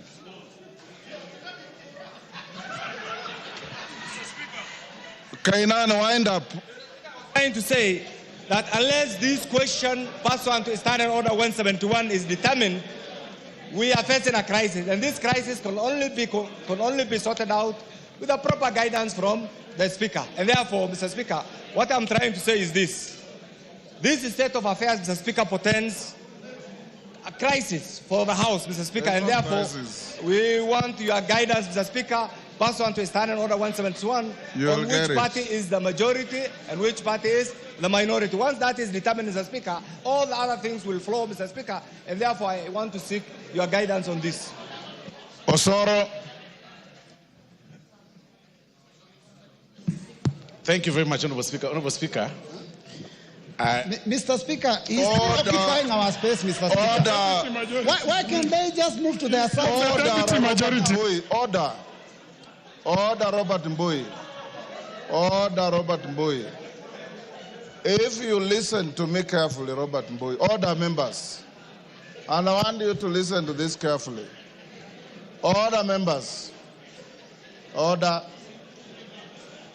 I did say, Robert Mbui, and you are misconducting yourself. You are too senior to be told to leave the chamber. I did say, and I want to repeat, and Emilio Odhiambo, who raised the point, has read this judgment clearly. The judgment quashed the direction of the Speaker on the majority-minority. The judgment never declared who is the majority. It is not the court to declare the majority. It is the Speaker of this House. And you better know that. It is the Speaker of the House to declare the majority. Robert Mbui, gone. Not Osoro. Okay. Thank you very much, Honorable Speaker. Honorable Speaker, I want to speak it up from what you've actually said, Honorable Speaker. That even upon reading the judgment of the court, the standing orders of this House, Honorable Speaker, gives you power to declare who is the majority and who is the minority. We appreciate the judgment of the court as it is. We are ventilating about the judgment. We respect the courts. But again, it is these very laws that govern, as Honorable Speaker, that give you that power, as Honorable Speaker, to declare the majority and minority. So even as Honorable Junet and the Honorable Emilio Odhiambo, Honorable Speaker, live on rented space, they should know that the final declaration of majority and minority comes from your seat, Honorable Speaker. But even then, Honorable Speaker, perhaps we should ponder and ask ourselves these very pertinent questions. In the past 2 years that we've served in this House, Honorable Speaker, we've served in these capacities, as it were, on who is the majority and who is the minority, Honorable Speaker. Several decisions have been made. We have formations of the committees that fall on the majority, minority, chairman, the committees that are supposed to be led by members from the majority side, and the committees that are led by the members of the minority side. Does it mean, Honorable Speaker, that every decision that has been passed by the committees, or any report that has been passed by the committee that falls on the minority, as it were then, and the majority, is it rendered mute as it is right now, Honorable Speaker? If going by the judgment, if we read on the judgment, like they want us to define it as it, just on plain paper, Honorable Speaker, that is question one. Question two that we should ask ourselves, Honorable Speaker. Right now, the selection panel, Honorable Speaker, of the IEBC that was nominated by both the minority parties or the Parliamentary Service Commission, that minority party brought the membership, the majority party brought the membership. The IEBC selection panel has already started working, Honorable Speaker, right now in terms of selecting the next commissioners. What then happens to them? What happens to that selection panel? Because they were appointed on the basis of the majority and the minority when the Parliamentary Service Commission, submitted the names. Those are the questions we need to ask ourselves, Honorable Speaker. The Commission for Revenue Authority, Honorable Speaker, that again is a preserve of both the minority and the majority. Honorable Speaker, what then happens on the decisions that have been made in the past 2 years? The allowances that have been paid, Honorable Speaker, the travels that have been made, everything that we've passed, Honorable Speaker, in this House. Those are the questions that we need to ask ourselves, because we are at the midterm of this Parliament, Honorable Speaker. Even as you retire to make this your ruling, Honorable Speaker, it is important for us, Honorable Speaker, to ask ourselves those very pertinent questions, because we shouldn't just be... Okay. Thank you, Osoro. Give him a minute. Honorable Speaker, you see, we shouldn't just be talking about positions on who is the minority, who is the majority leader. And as Honorable Junet as well put it, we are all members of Parliament and we can serve in whatever capacity. But let's look at the implications of this decision, Honorable Speaker. What happens to what we've passed in the past 2 years? What happens to the right decisions that are leading this country in the past 2 years, Honorable Speaker? What happens to the IEBC selection panel? Those are the questions. Otherwise, I'll tell my colleagues, the Honorable Millie Odhiambo, who is saying that she has added in her CV the position of the chief whip of the majority. She'll only do that, Honorable Speaker, in her dreams. It will not work. Thank you very much, Honorable Speaker. David Ocheng. Thank you so much, Mr. Speaker. Mr. Speaker, I want to thank the three judges. Order, honorable members, can we listen to each other? I want to thank Save David Ocheng's time. Order, members. Order. Order, members on their feet. Take your seats. Honorable members, I have given you guidance and I want to repeat. The upshot of the judgment of the court, in law we say, we go back to the status quo ante. Status quo ante. When you go back to the status quo ante, then the House has to make a decision and a finding on who the majority is. The court has not declared any party a majority in this House. Read the judgment carefully. Don't speak from what you are hearing in the air. That is number one. Number two, order, Wanjala. I'm just giving you guidance so that you don't speak irrelevantly. We have gone back to the status quo ante. Convince the House as to its majority, the Speaker will make a finding. On a fact. David Ocheng. Thank you so much, Mr. Speaker. Mr. Speaker, I want to thank the three judges for their judgment of last week, Mr. Speaker. We got a new constitution that we keep testing and that keeps guiding us on how we run our affairs as a country, Mr. Speaker. Mr. Speaker, under the law we passed in this Parliament on coalition making, Mr. Speaker, it is presumed that there will be coalitions, people will leave coalitions, some will enter coalitions, Mr. Speaker, And so it is presupposed that in any term of parliament, Mr. Speaker, one side will be a minority today, tomorrow that side may be a majority, because this is a moving target, Mr. Speaker. Mr. Speaker, as to who is minority or majority, is not cast in stone. And therefore, the finding by the court, Mr. Speaker, that the decision on who is majority and minority in the 13th parliament was decided on 8th of August 2022 is wrongful, Mr. Speaker. I disagree with it because, Mr. Speaker, today, if Ford Kenya and ANC that was left Kenya Kwanza, Mr. Speaker, and joined Azimio will have more members than the remaining UDM, Mr. Speaker. And in that regard, Azimio will be the majority party, Mr. Speaker, and will be called upon to make that decision as Speaker and will decide as so. So I disagree with the judge's finding that the decision on who is majority and minority was made once. It cannot be made once. It depends on the facts of the day in this house. If, for example, tomorrow I'll be heard, I'm sure I'm going to be heard. I'm sure I'm going to be heard. I will be heard, Mr. Speaker. Because, Mr. Speaker, if today in Azimio, if Wiper left and Jubilee left and UDM left, Mr. Speaker, Azimio will have only ODM with 85 members, Mr. Speaker. It will be a minority. So the decision on who is minority and majority, Mr. Speaker, moves like a pendulum depending on who has left which coalition. So you cannot tell us that that decision is made once only in the election, Mr. Speaker. And that's why the judges are wrong on this matter, Mr. Speaker. Number two, Mr. Speaker, very important, Mr. Speaker, it's very important to note, Mr. Speaker, that the day you made this decision, Mr. Speaker, the day you decided on this matter, you had facts before you. You had evidence before you telling you that UDM has left Azimio. MDG has left Azimio. UDM, MDG, NCPP, PA, you had those facts before you. You couldn't ignore those facts. You can't ignore them. Even in this, Mr. Speaker, you made a finding, Mr. Speaker, that the courts have not said that Azimio is a majority. The courts have said, go back and decide. And so Azimio must today convince you. Yes. Morogara, I'll give you. Thank you. Thank you very much, Mr. Speaker. Mr. Speaker, what you need to decide on is the wording of Article 108 of the Constitution and the Standing Order number 19 of our standing orders. Of importance is the use of the verb to be in that particular article and in that particular standing order. The minority or majority party is the party at that particular moment.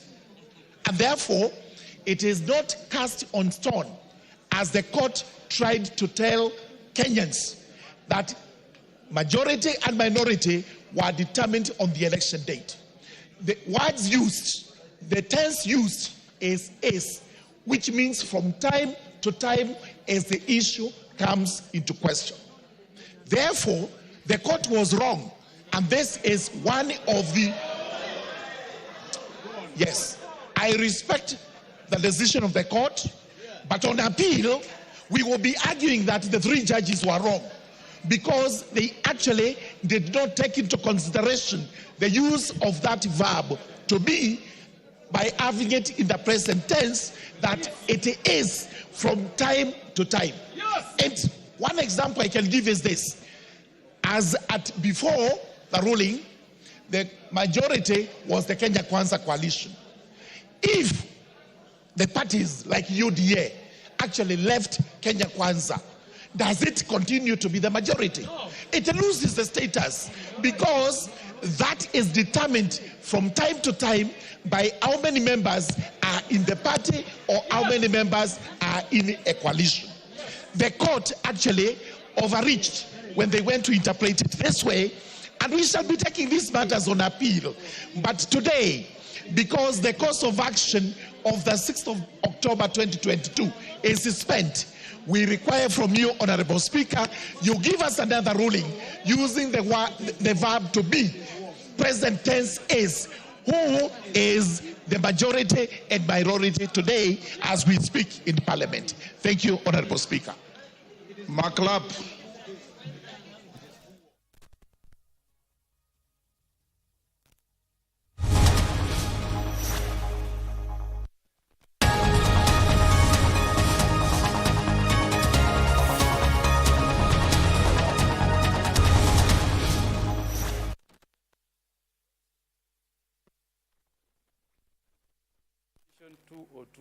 Of 2023 to Senator Oroba.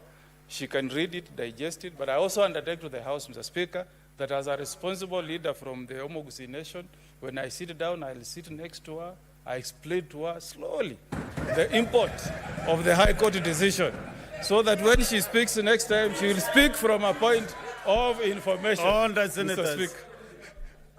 Speaker. Senator Veronica Maina.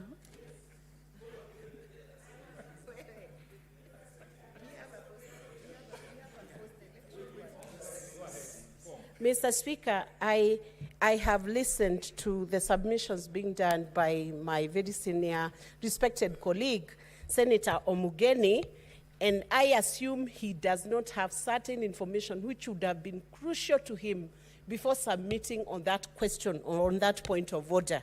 I would wish to inform Senator Omugeni that UDM has signed a coalition agreement with UDA. And I am, hey, wait till I finish. Senator Sifuna, wait till I finish my submissions. Senators. Honorable Speaker, senators. I am not speaking as an ordinary senator in this House. I speak now as a witness to that agreement, to which agreement I have myself signed, witness, and being a party. Honorable Speaker, Senator Veronica. Honorable Speaker, as SG number 1 in the Republic of Kenya, who signed all the certificates for the senators from the UDA Veronica. here, and for the president and the deputy. Senator Veronica Maina. Honorable Speaker, I want to inform, Honorable Speaker, I want to inform Honorable Speaker, for the benefit of all the senators, that I speak as a witness. I have evidence. My statement is equivalent to evidence that can be tabled anywhere, before any session, before any plenary. And I hope that rests the matter. Senator Okech. Senator Veronica, one thing that I did not ask you, because you started talking and I was trying to catch your eyes also, is whether Senator Kongo Mugeni was interested to be informed, because that bit I bypassed, but all the Senator Mugeni. So again, Mr. Speaker, I'm very lucky this afternoon that I'm dealing with learned friends and lawyers. Now, for the benefit of Senator Veronica Maina, who I am sure has not taken time to read and digest this judgment, the court says, Mr. Speaker, I want to see if I have a number so that I can also send it to her. And I'll also, Mr. Speaker, I also want to take time to read the judgment for her and also tell her that in this pronouncement, the court has said, Mr. Speaker, the court has said in this judgment that none of the coalition agreements were forwarded before court.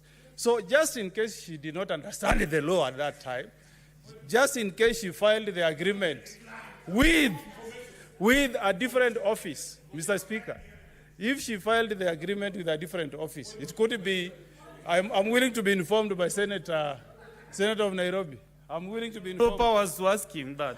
He has asked me that. It is me to ask whether you I'm willing to be informed by Senator Sifuna. Yes, inform me. I'm willing.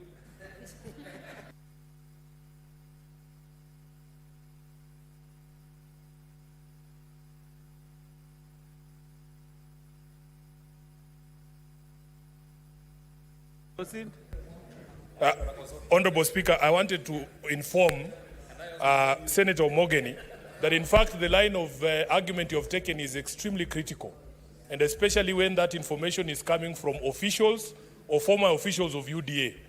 They have made the habit of claiming existence of agreements, including agreements between ODM and UDA, which do not exist. So if she must say that there is an agreement between UDM and UDA, she must table that agreement here. Do not accept her to mislead you. Senator Mugeni, can you conclude kindly? These two. So, just finish. Senator Mugeni, conclude. Protect me. Yes. Proceed and conclude your contribution. Mr. Speaker, protect me. So in conclusion, Mr. Speaker, the point that I've raised this afternoon, it's so important, Mr. Speaker, that before we even proceed, Mr. Speaker, you should make a communication that clarifies some of these issues, Mr. Speaker. Because as a house that prides itself as being the upper house, Mr. Speaker, we should be seen to be the ones leading as the National Assembly follows. And Mr. Speaker, I will wish next time Senator Maina speaks, she also understands our standing orders, that if you make an allegation that you are supporting with something that you say was signed and witnessed somewhere, you table it, Mr. Speaker. There is a difference, Mr. Speaker, between signing a coalition agreement in State House and leaving a copy there, and between signing a coalition agreement and you deposit with the registrar of political parties, Mr. Speaker. There is a big difference. So, Mr. Speaker, this is a reminder to all of us, including parties, that if you appoint Senator Veronica Maina as your SG, she should also guide you on what the law is and how to interpret and apply the law. You are really attracting this point of orders because you are mentioning names and deferring to a member. Mr. Speaker, you see the problem? When they rise... Yes, Senator Veronica, what is your point of order? She can't speak twice on a point of order. Thank you, Mr. Speaker. Twice on a point I of order. raise understanding order 105. Mr. Speaker, I raise understanding order 105. Is the honorable senator entitled, and is he correct to assume and even allude that I did not understand the laws or did not understand, Mr. Speaker, the background within which such agreements and memorandum of understandings are signed? Mr. Speaker, it is public knowledge that all those memorandums are now registered with the Registrar of Political Parties. They are deposited there. Is it in order, Mr. Speaker, for the senior counsel to fail to even get copies, and he's a senior counsel, to fail to even secure copies? Thank you, Senator Veronica. Mr. Speaker, and then assume that I'm not aware of the facts that are stated. Okay, thank you. In those agreements which I'm a party. Next is Senator Sekirenku. Thank you very much, Honorable Speaker.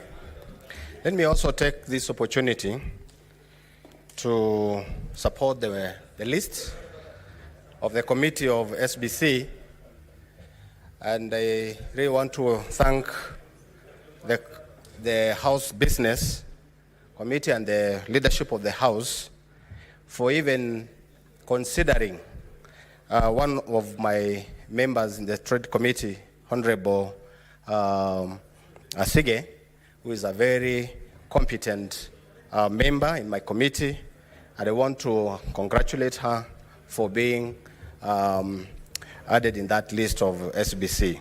Honorable Speaker, I also want to take this opportunity to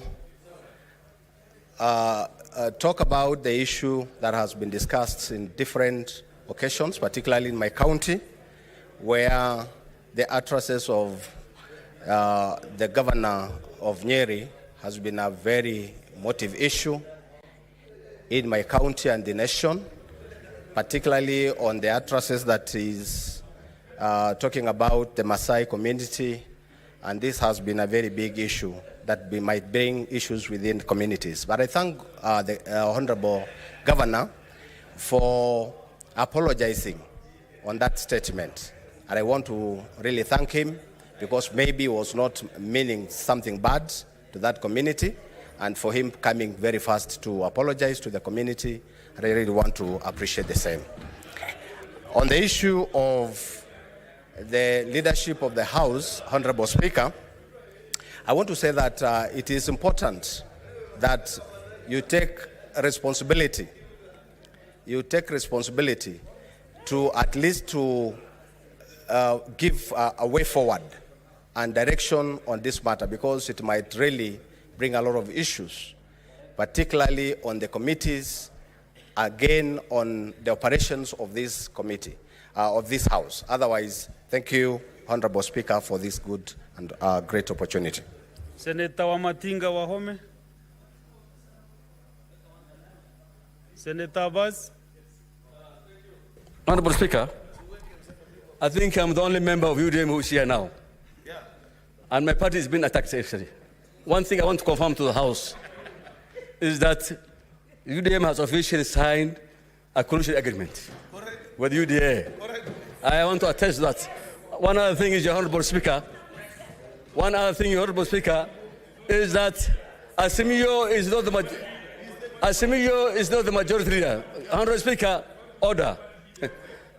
Defend me from the I am a member of the UDM, my friend, and I represent him. Honorable Speaker, actually, Asimio is no more the majority anymore, because NAG left it, Wiper has left, and the ODM has joined the coalition. So how did they become the majority again? How? How did they become the majority? So they are not the majority anymore. They are already joined the broad base, and they are not the majority, Honorable Speaker. Thank you, sir. Next is Senator Mwaruma Jones Mwashusha.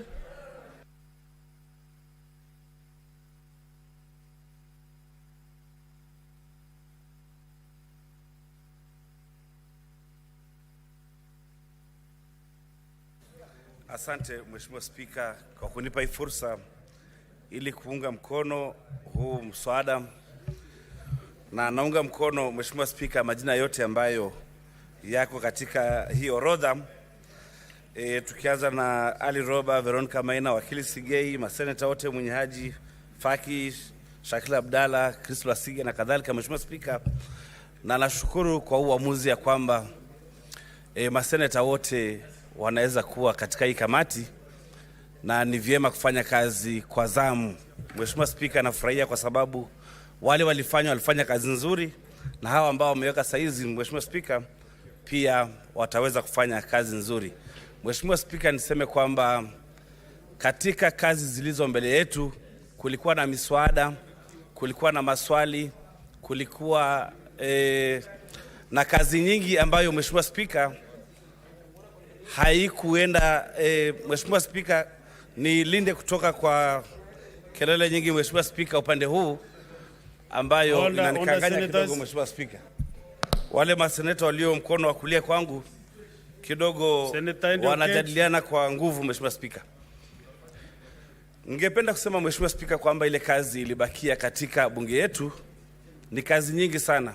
Nikiangalia zile petitions, motions na statements ambazo zilikuwa katika kabla tujaenda likizo Mheshimiwa Spika, zilikuwa nyingi sana, na zingine za Taita Taveta, za mambo ambayo yanahusiana na mashamba, mambo ambayo yanahusiana na wanyamapori, mambo ambayo yanahusiana na ukosefu wa maji. Na Mheshimiwa Spika, kuna mswada miwili ambayo imetajwa ya muhimu sana na Senator Professor Kamar, ya kuhusiana na mambo ya elimu na mwelekeo wa control of budget, ya kwamba hakuna county inaruhusiwa kupeana basari.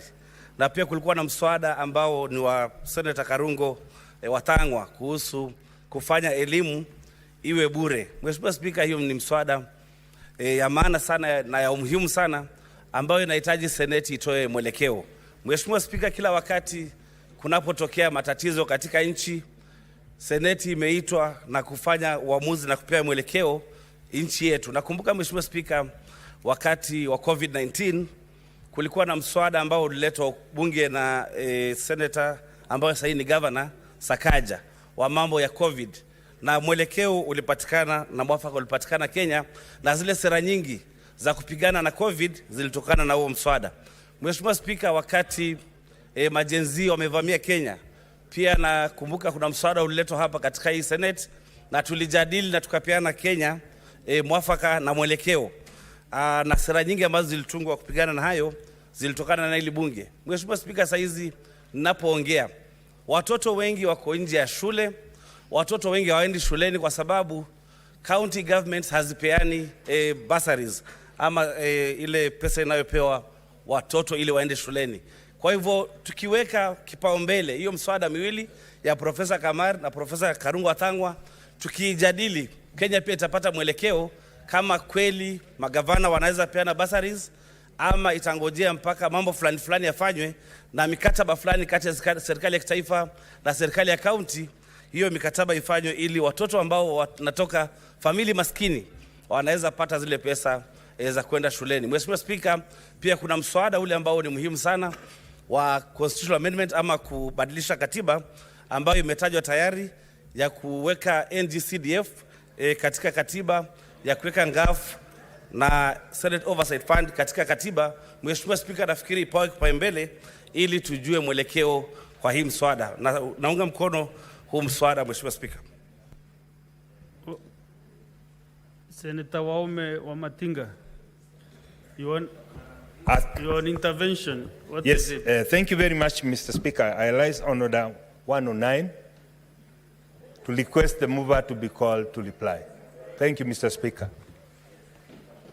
Is that the mood of the House? Yes, yes, it is. It is. That's the mood of the House. If that is the mood. That is the mood of the House. I will.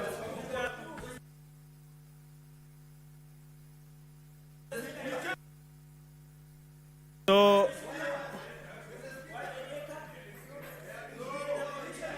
but Senator Chaligay, my friend, sit down. Have your seat. Have your seat.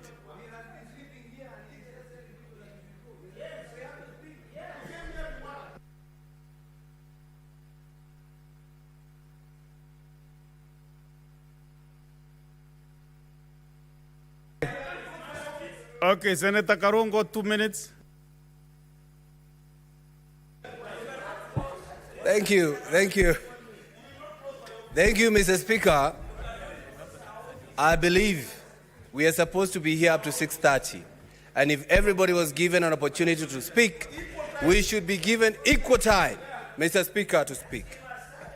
As I stand here, I stand to support this motion, Mr. Speaker. And the reason why I'm supporting it, Mr. Speaker, at the back of my mind, I do know that anybody or any senator can be a member of this committee. But I feel easy when I look at the membership of this committee as selected, Mr. Speaker. And especially one, Senator Christo Asige, Mr. Speaker. The reason why I'm saying that is because, you know, in the previous session, when this house was visited by bad spirits, what the Zulu would call Tokoloshi, the Tokoloshi skipped Senator Christo Asige, Mr. Speaker. So I believe when she's there, Mr. Speaker, she will stand with the country and with the Senate, Mr. Speaker. Mr. Speaker, as I conclude, I would want to assist you because I do not understand why this House is talking about the minority and the majority. And that issue is not before us, Mr. Speaker. But I want to assist you. If it was to come properly before you for that question, remember Azimio and Kenya Kwanza formed broad-based government. So they are actually both of them the majority, Mr. Speaker. I would want you to understand that. What you should be doing is paving the way and creating the way for the new opposition, that will be coming, Mr. Speaker, when Wamunyoro party will be coming to this house, Mr. Speaker. So what I'm trying to tell you, Mr. Speaker, we do not have a minority, Mr. Speaker. In this house, we do not have a minority. There are only two coalitions.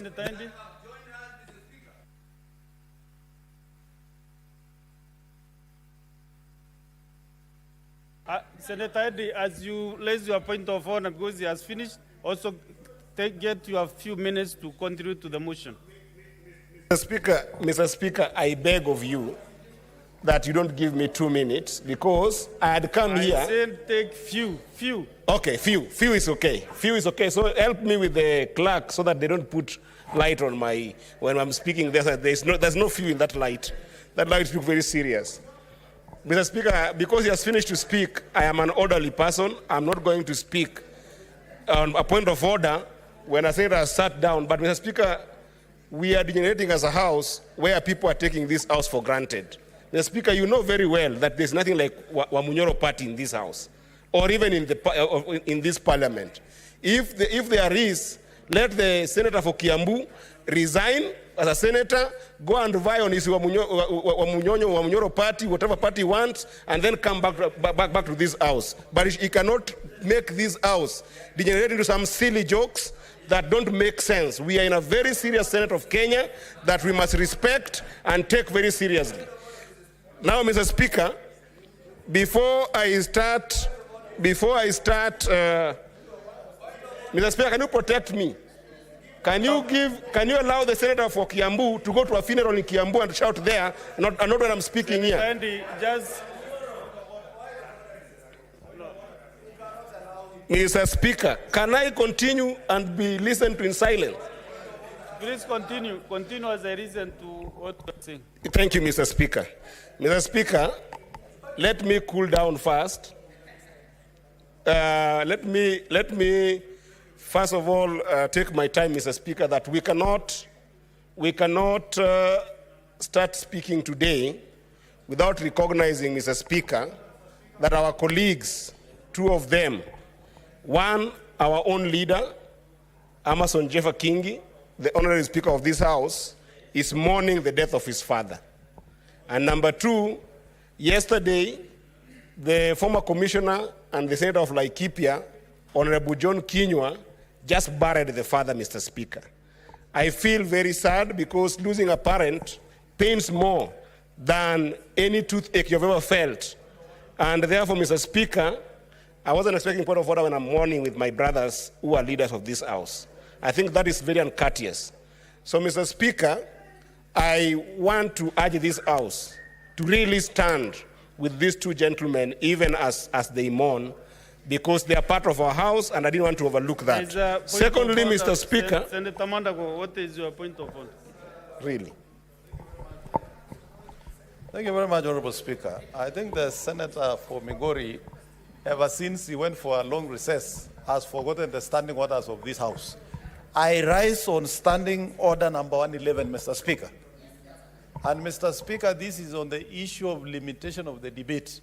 Mr. Speaker, you cannot allow other senators to speak for 15 minutes and ask other senators to speak for 2 minutes. And I want to quote standing order number 111, Honorable Speaker, part 2.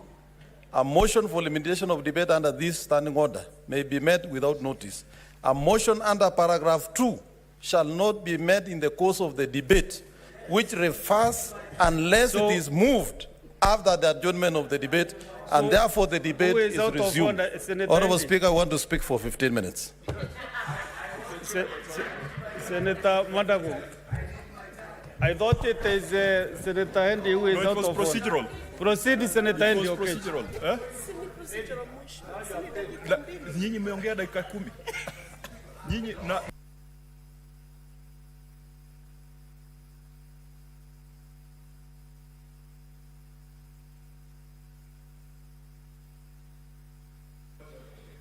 Mr. Speaker, thank you once again.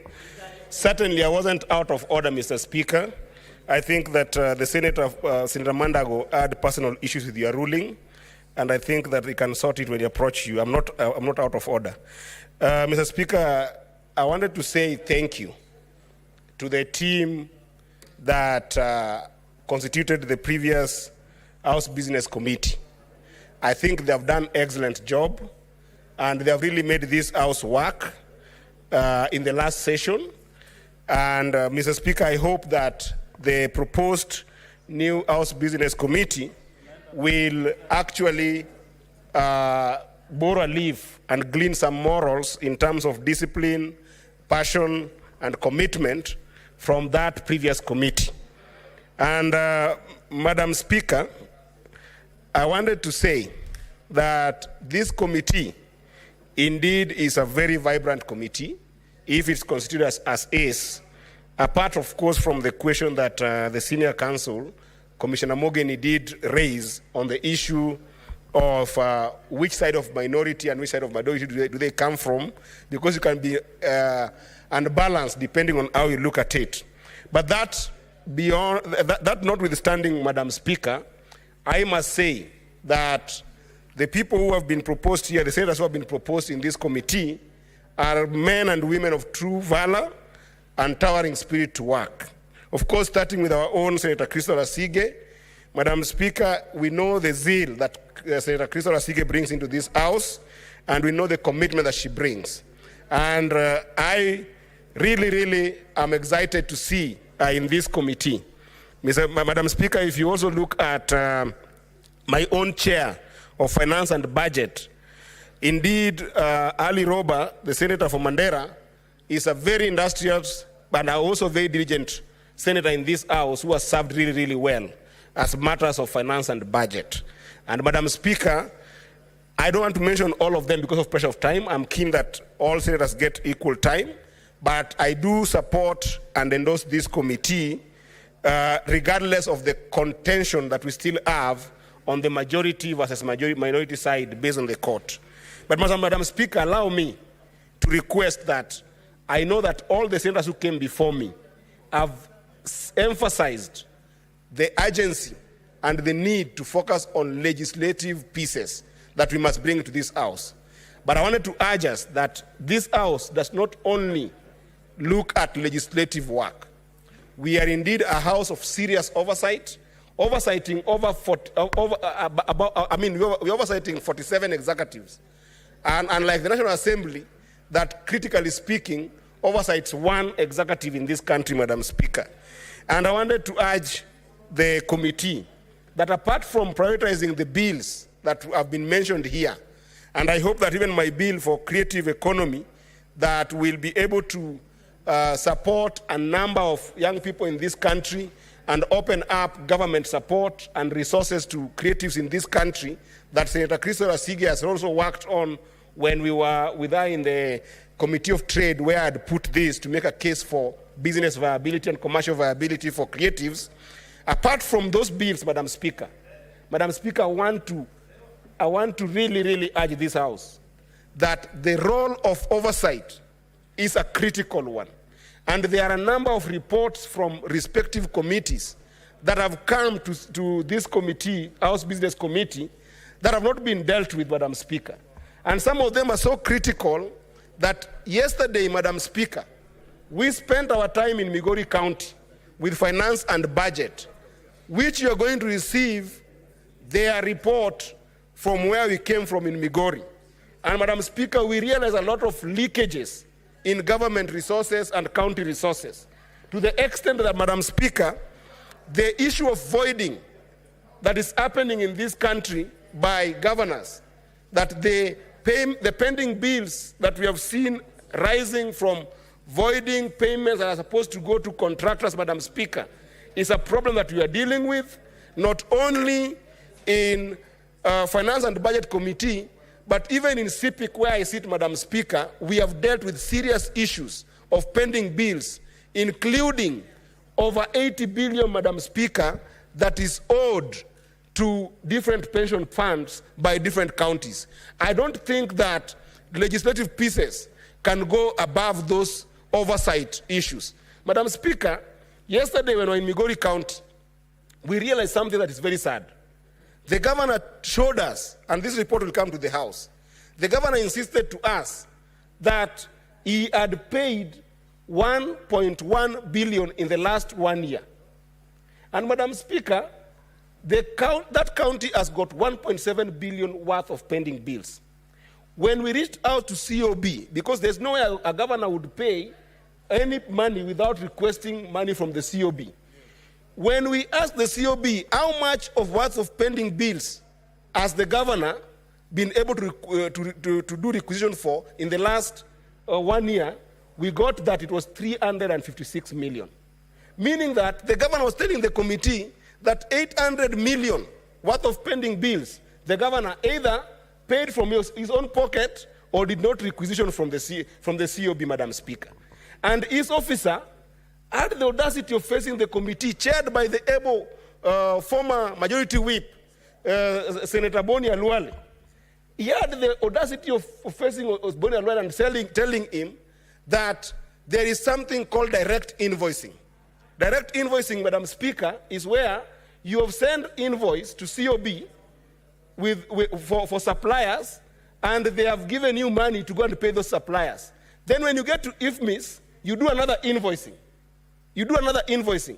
Madam Speaker, this committee must prioritize those reports so that for once and for all, we must deal with the issue of direct invoicing, Madam Speaker, because that is where billions of money are being wasted by governors, Madam Speaker, to the extent that, Madam Speaker, this last weekend, you have seen the arrogance of governors who have taken so much money that we saw in Kakamega, almost 10 people dying in a funeral because governors have become a point that they have taken so much money from the public coffers that they are gagging senators that they cannot oversight with goons, so that anybody who speaks against any governor, the next thing you hear, they have hired goons, they are fighting senators.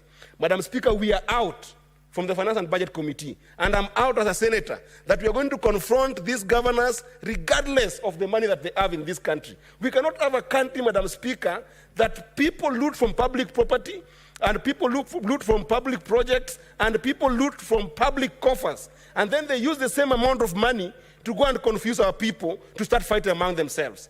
The people they are giving 500 shillings to fight us who are oversighting and to abuse us on Facebook, Madam Speaker, and social media, the same people, when you go to their villages, there is no water.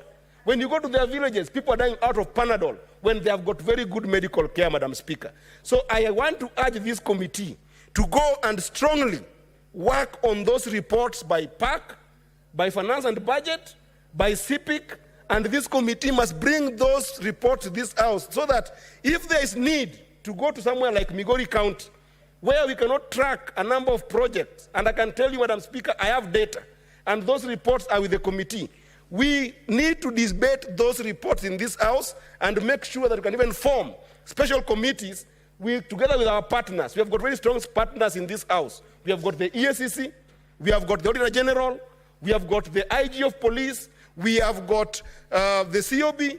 Let all these partners go to Migori and look at these projects, and go to Isiolo and look at the projects that have been cleared in billions, and go to Muranga and look at those projects. Go to Kisii, look at those projects. Go to Mombasa, look at those projects. Because if we don't do that, Madam Speaker, and tighten the issue of oversight in this country, Madam Speaker, we are facing demagogues and hegemons in names of governors who have become comfortable that they can loot public property and public money, and senators will do nothing.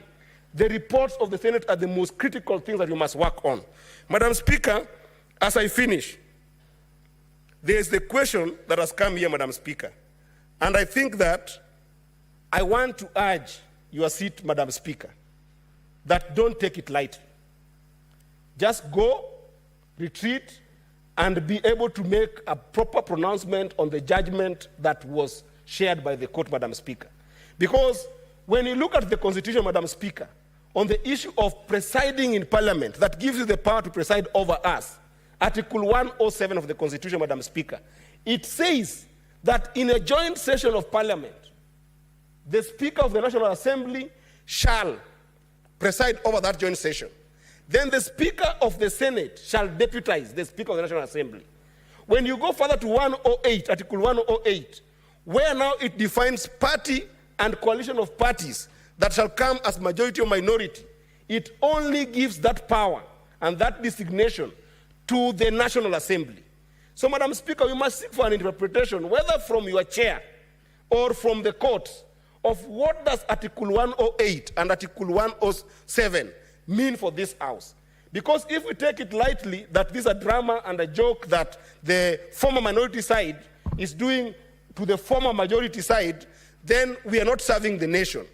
It is my understanding and my view of those two articles that the moment National Assembly Speaker has pronounced himself or herself, given the context of Article 107, that the majority party or the majority coalition is one side, then that applies to the Senate. And the reason why I'm saying this, Madam Speaker, is because election day is when those majority and minority parties are determined. There is no any other election after we are seated in this house. And therefore, this question of some post-election coalitions that have come here and there, some of them we haven't seen any documentation to the effect. I want to urge you, Madam Speaker, that you can be able to help us be able to criticize, question, interrogate, engage with court orders. I saw Madam Gloria and Senator, the senator who was nominated Senator Gloria, Madam Speaker, contributing in this house. Yet, Madam Speaker, there was a court order that came on the basis of decisions that were made by this house. It was a decision that was made by this house that Senator Gloria was suspended for 6 months. I understand that maybe there's a potential that Senator Gloria might have gone and appealed against that court order. But it needs to be communicated to the House, Madam Speaker. If it's not communicated, then she's a stranger in the House, Madam Speaker. When the Speaker sits and then ignores those court orders, ignores a stranger being in the House without communicating to us, how are we running the House?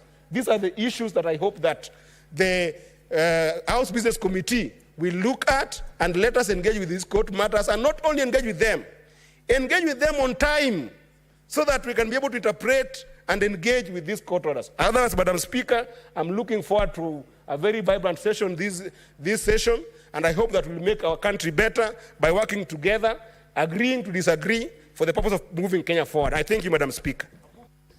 Are you supporting the motion, or I said I support the motion. Okay, thank you. Thank you.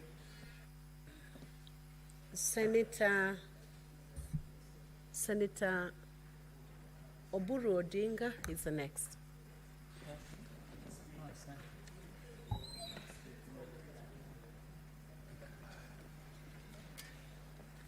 These are the names, eh? You can read them. She has given me here. Oh, she's given me.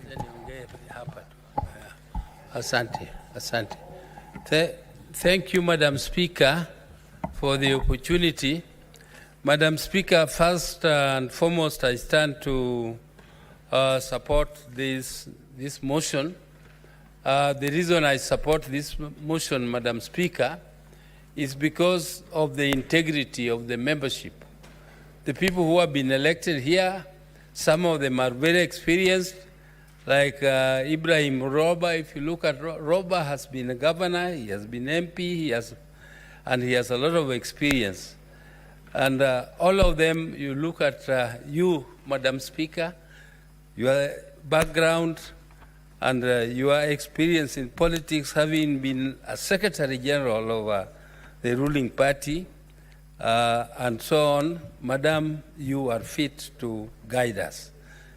And I don't want to describe every member, but Madam Speaker, I support this motion and support the membership which has been suggested.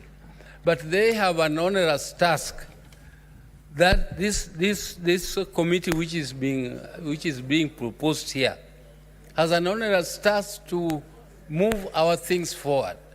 Madam Speaker, I'm quite concerned that the National Assembly has become a graveyard for legislation which is passed here in the Senate, and they go there and they find a slaughterhouse there, and they die there.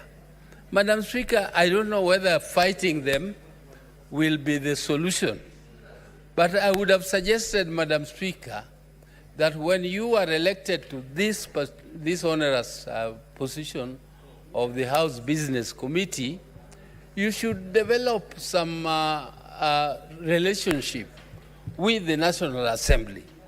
Help us to create an amicable atmosphere where our motions and our legislation does not stand as cattle to be slaughtered in the National Assembly.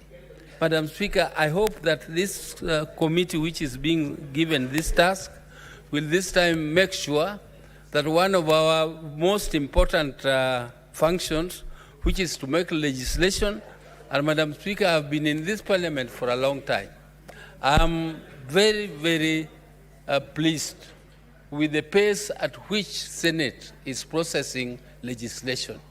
The Senate is doing its work and it is doing it very well. There is quite a lot of legislation, very important for the country, which are passed here, but they never see the light of the day. They are killed at the National Assembly.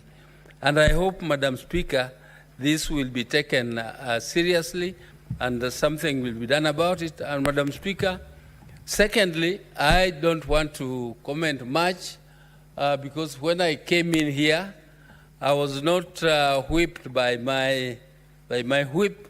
He did not tell me that we are taking over the leadership on this side. So I went and sat on the other side. But Madam Speaker, what I can say on this is that if you see that something is happening in the National Assembly, that thing directly applies to the Senate. Because, Madam Speaker, if all of us know that the ruling about the leadership in the Assembly is exactly the same as ours here. So I don't know whether we want to wait also for the Senate to go to court and get a similar ruling, or ukiona mwenzie akinyolewa, we chako pia ukitie maji. Yes. So that we don't waste a lot of time again going to court. Let us move, because this country is ours all, and what we want to do is to move things on oversight. We are doing the same job. Whether you are in minority or in majority, you are supposed to do oversight. You are not supposed to be defending the executive when they go wrong. Everybody is supposed to be on the same page, and when the government does something which needs support, it is supported by everybody. But when they do something which requires criticism and openness in speaking, everybody is supposed to speak the same. There should be no division in that matter, because our role of oversight is the same. They don't say that it is the minority or the majority who will do the oversight on the government. There is no such a line that majority or minority are the ones who are supposed to do oversight. It is the whole Senate, it is the whole Parliament. It is our job to do oversight on the executive. So, Madam Speaker, I hope that this matter will be resolved, because what is happening there in the National Assembly is exactly happening. If the court said the party leadership, our Speaker is also a leader of a political party. But anyway, we are not discussing our Speaker. So, Madam Speaker, I withdraw that one. But I want to say, Madam Speaker, thank you for withdrawing. That is the correct thing to do. I want to conclude by saying that I support this motion, and I want to urge our people who have been appointed there to work well and create an ambience, an amicable relationship with the other house, so that we find an amicable way. They also need us, because they now want that they want us to support them in CDF, which has been declared unconstitutional. Let us support them, but also get something from them. If it is killed in courts, it is not us. Let us get ours, which is legitimate, but let us support theirs, which is illegitimate. Let it be killed elsewhere, not by us, so that we can. It is give and take. It should be give and take. And I hope our people will do the necessary diplomacy to make sure that we gain from some of these positions. They require us as much as we require them. Thank you very much, Madam Speaker. Senator Kisang.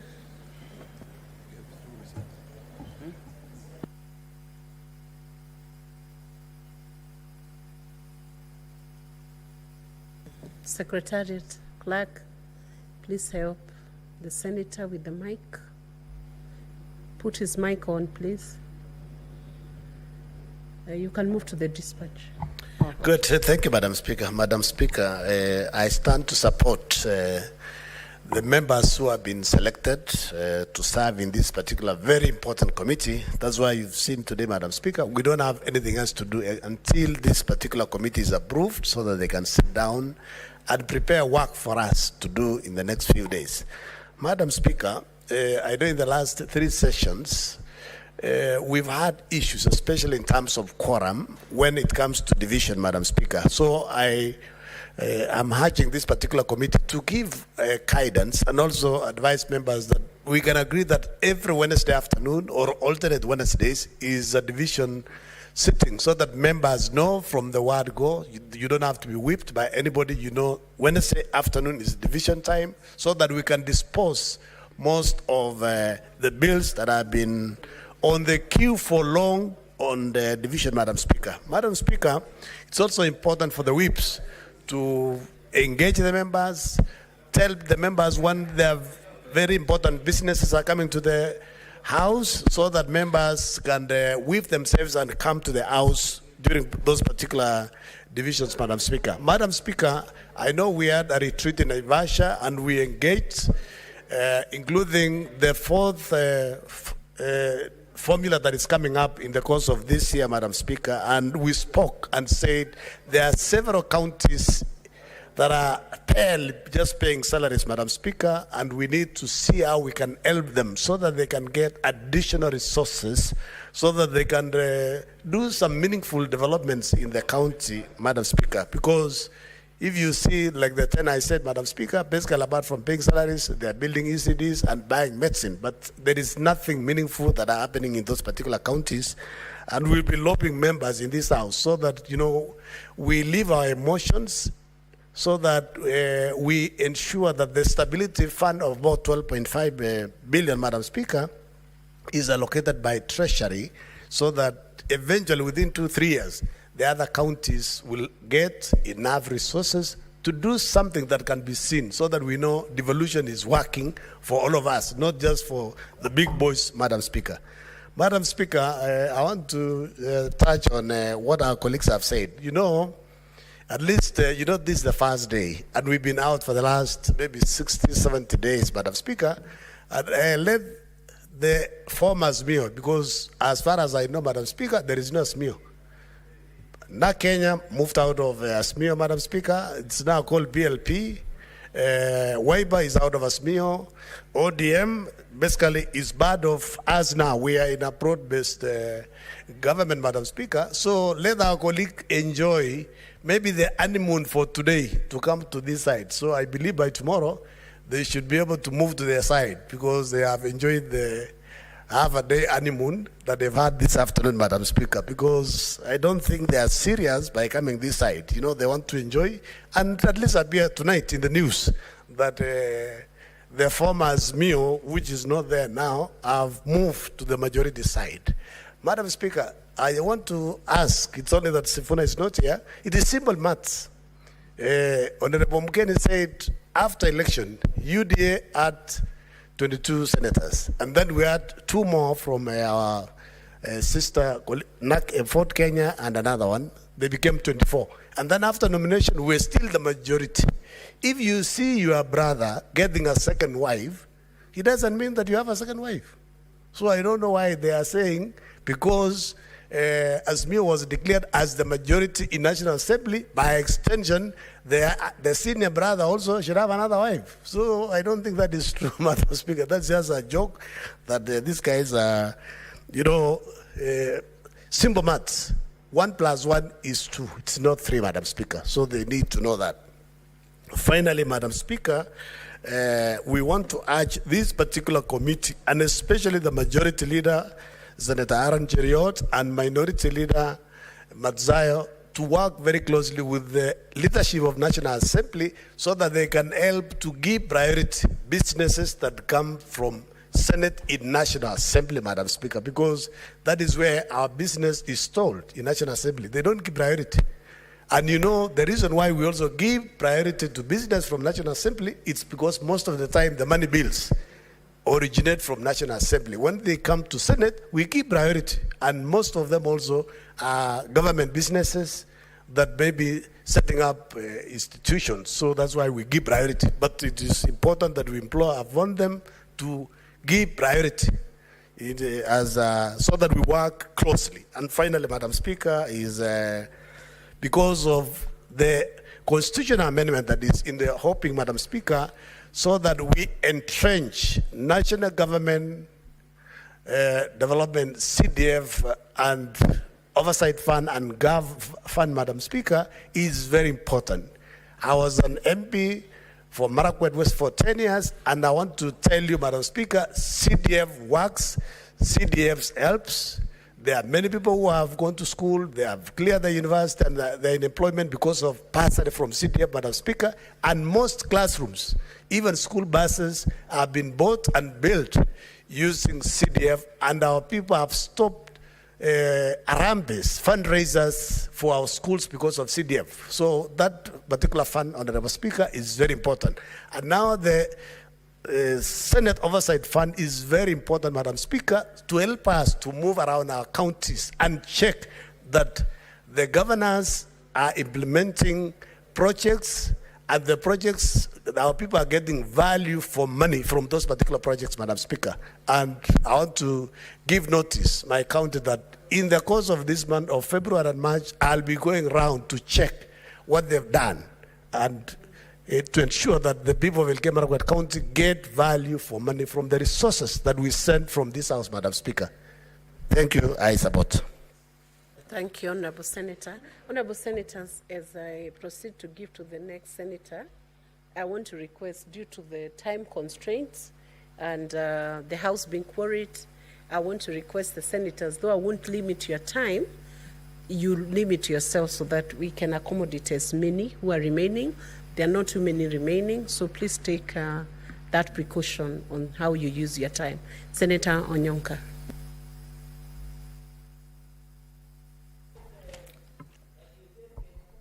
Thank you. Senator Chiradige, you want to believe you're on that side? Thank you. Honorable Senator Cherargei. No. I'm just informing you. Senator I'm informing you that when you are in the minority, Senator, that's how it happens. Order, Senator Chiradige. Senator Chiradige, order, Senator Chiradige. First of all, Senator Chiradige, are you listening? Senator Chiradige, the chair is speaking now. Excuse me. Senator Eddy, resume your seat. Excuse me. Senator Chiradige, I am speaking now as the chair. First, you did not have the platform because the chair had not granted you an opportunity to speak. So raising your voice against Senator Onyonka will be out of order. So let's have Senator Onyonka proceed. There is no ruling by the Speaker on which side of the House you should be seated. You invited yourself to sit on the minority side. Thank you, Madam Speaker. We proceed now. Thank you. Madam Speaker, I wanted to say that my brother Cherargei, I welcome you to the minority side. That is how we usually feel. We are extremely uncomfortable sometimes, but now you can feel how we feel. Madam Speaker, I would like to continue by saying that... Let Senator Onyonka be heard in silence. I have given directions, Senator. It will be taken after. Senator Chiradige, it will be taken after. Senator Chiradige, I've given directions. Proceed, Senator Onyonka. Thank you, Madam Speaker. I wanted to say that Mr. Chirarge has his, Senator Chirarge, he fears what I might say. I caution you to be orderly. But you are a brave man. Like I saw today, you spoke brilliantly about Sakaja. Allow me to also say something about Sakaja. Senator Onyonka, proceed. Thank you, Madam Speaker. Honorable Chirarge, with all due respect, please allow me to proceed. I cautioned you the first time. You are getting out of order. Thank you. Thank you, Madam Speaker. I wanted to thank everybody in this House who, for the last 1 year, has been in this House deliberating and discussing the critical issues. I'm happy that most of our members have come back to this House and they're well. Mr. Speaker, Madam Speaker, what I wanted to mention to my colleagues here, and in this case, I am not going to indulge myself on the legalese of this issue that has been discussed here, but I want to give a very small story. Madam Speaker, in 2007, when we ran for elections, if Kenyans can remember, the House was actually in a stalemate. President Kibaki had 100 members of parliament, and the ODM side had 100 members of parliament. During that time, the only outside vote, if I can use that in quotes, was my vote, which was under a party called PDP. We had actually signed a pre-election agreement with ODM, and that is the reason why my vote was accepted.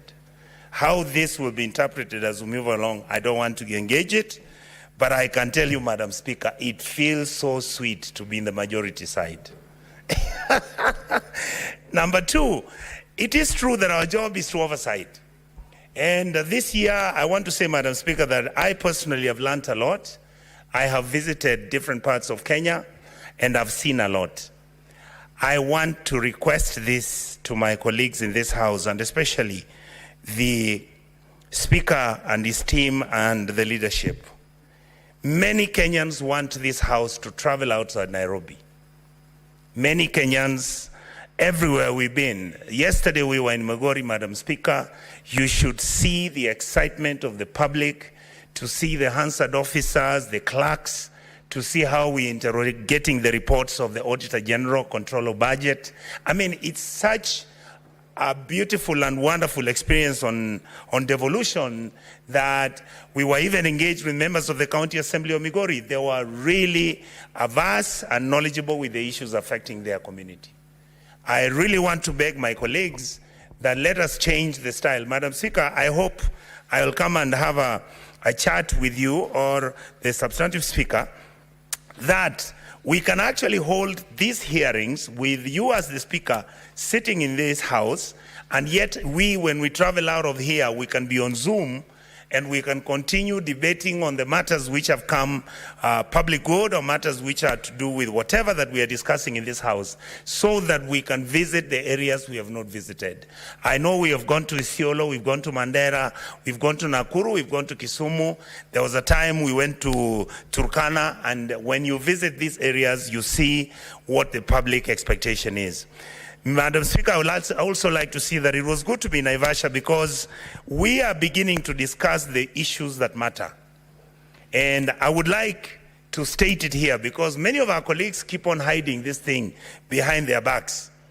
Yes, you want to legalize CDF, but yes, you must legalize the oversight fund for senators. Yes, you want to legalize the NGAF and Women Fund. Yes, you must legalize the Ward Fund, and you must give members of the County Assembly money for oversight. That is the way we are going to. And also, Madam Speaker, since the law says that the role of a member of parliament is to oversight, but you have given him the role of implementation, the Senate also must be given the role of implementation. The reason is, don't tell me that it's only me as a senator who can oversight the governor, but the member of parliament has nobody to oversight him, because he's now the implementing officer. The NGAF money is being utilized for implementation of projects, because the reality, Madam Speaker, is this. Many people think that we need that money for whatever. No. We go to the village. We were all elected. For example, Madam Speaker, I'm elected with the governor of Kisii and the women rep of Kisii. The governor has money, which he's using to do projects in the county government. The women rep has money, which she's using at the county government. Why am I not having the money as a senator? We must interrogate these issues, and we must be honest, so that if we say get rid of CDF, give members of parliament money for oversighting projects which are done by the national government. If you want to keep the senators, give us oversight funds, which will make us oversight the governors. Figure out how you are going to organize oversighting by the women rep, because it can either be done by the member of parliament or by the senator. These are the issues that many of us have been raising about why our system is broken. The reason why we say that our system is broken is that we have too many sections, and that's why Kenyans are actually very uncomfortable allowing more money to either be given to senators or even members of the MPs or members of the county assembly or women reps. Why? Kenyans do not want too many of our hands on this public money. Because we are irresponsible, we are unable to manage it, we are doing crazy things with it. If you see some of the money that is at the county governments, Madam Speaker, you'll be shocked.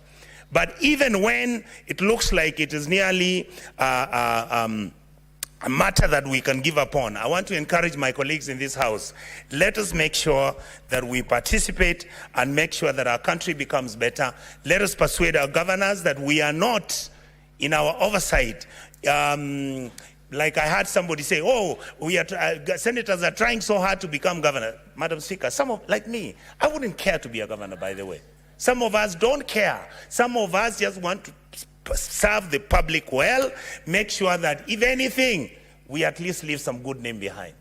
And finally, I would like to say, I heard my brother Eddie talking about Gloria Oroba. I believe that matter, Brother Eddie, was sorted out. And don't make Madam Oroba become very upset and obtuse, because she's in this House legitimately, and I believe that she continue doing a good job. Madam Speaker, I'd like to say I support the motion. And I hope that my colleagues and brothers in this House, whatever that happens, whatever interpretation that happens, I would like to persuade all of us here. And this is my experience as a long-time serving member of parliament and indeed now in the Senate. At the end of all this, we are still brothers and sisters in this republic. We don't have any other country to go to. Thank you, Madam Speaker. Thank you, Senator. Senator Cherargei. Patience always pays. And you must learn to be patient when other senators are also submitting. Proceed. Madam Speaker, as the senator of this House, I also have a role to guide the House sometimes when there's some lapses as per the standing order and the Constitution. Madam Speaker, let me begin by saying I want to support the House Business Committee membership. Although the majority leader, my simple advice to him is at least in future to rotate membership. I saw you have brought in Crystal Asige, brought in Shagila Abdallah. Is it senator, nominated senator from Lamu? I think so.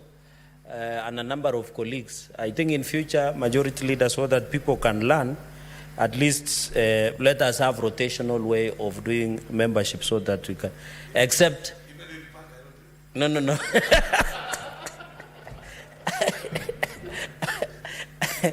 Madam Speaker, you need to protect me from the majority leader. I was protecting him a few minutes ago. Madam Speaker, I was protecting majority leader. Until you started reprimanding him. No, I was just saying as a way of learning, Madam Speaker, and I was protecting majority leader when he was under Siege a few minutes ago. But just was my advice, because me and majority leader have been here for some time, and Senator Kajwang, we thought, we have seen, I think in the last session, even he told us, and I remember, I'm using majority leader's words, when we were forming impeachment committees in the last session, he insisted for rotational. So I was just saying, in future, we see how we can do. I don't doubt your capacity, Madam Speaker. I know you have all the time in the world after you left being SG. I know you have the requisite experience, Madam Speaker. And therefore, I have no doubt alongside your colleagues.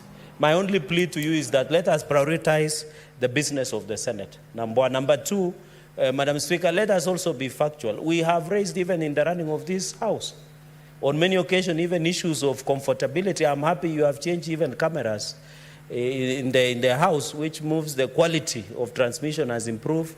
I can see there is many renovations and construction in the House. New books have been bought. I know the Commission might want to spend money before the close of financial year, but let us prioritize what is. But I wish these renovations that are doing around Parliament, including funny booths, we should have diverted that money for us to do county visits and do oversight. I saw Majority Leader alone trying to oversight Kericho County Referral Hospital. I wish it was the Senate Committee of Health, alongside him, Senator Mandago and the team, and Senator Cheruya, the area senator, oversighting. We should divert the money, even this Senate Mashinani, Senate Majority Leader. We can decide that in a quarterly session, we divide Senate into like 10, then visit at least every county using the resources, Madam Speaker, so that we have more impact, so that people see that we are following. Because the question, Madam Speaker, I was in Meru, I was in Mandera, I was in Nandi, I was in Muranga, and the question people are asking us, yes, you send money to Mashinani, but why don't you follow up and see if it is working? And I think that's the question all of us, the senators here, are. Even the senator of Wajir, the members would really want it, the public that are there, even Senator Kisumu, my neighbor. Madam Speaker, I think we need to be creative and innovative. Let us do away with Senate Mashinani. Let us break away in 10 groups. Allow this weekend, 2 committees can go to some regions so that we can divide. And I hope the Majority Leader will take it up with the House leadership and the House Business Committee, Senate. But all in belief, now the final one, Madam Speaker, I want to appeal to the Senate Business Committee, so that I only have 2 issues. I want to appeal to the Senate Business Committee to also be alive to what is happening. You know, if we have a problem in the country, the way we had State of the Nation, as the Senate Business Committee where you sit, be alive. If a matter happens in the morning and you are sitting in the midday and the member wants to bring it out in the afternoon, Madam Speaker, our standing orders have gathered for it. We don't need to be morticians. Sometimes we need to be proactive, Madam Speaker. We take action even before we don't need, and I think the Senate Business Committee has risen up to the occasion on several occasions. On our bills, motions, statements, Madam Speaker, I don't know what we will do. My only appeal, I don't know how we'll improve processing of statements, motions, petitions. And it has become a problem. Even the Public Investment Committee and County Public Accounts, we have so many reports. Members always come to our committees and ask us, what are you doing about particular recommendations that you made? I want to appeal that, Madam Speaker, we need to sit as a House and see how we can process statements, petitions, and motions and become creative. I'm happy, Madam Speaker, and I want, through Senate Business Committee and House leadership, to appeal to the chairs of the committees and committees. Please don't discuss a member's motion, statement, or bill without their involvement. It is collegiality that you are reading today, Madam Speaker. Why would you discuss my motion and bill like my bill? I received the feedback from your committee in social media when I was taking chai and mandazi, Madam Speaker, and Madondo somewhere in Kilimani, Madam Speaker.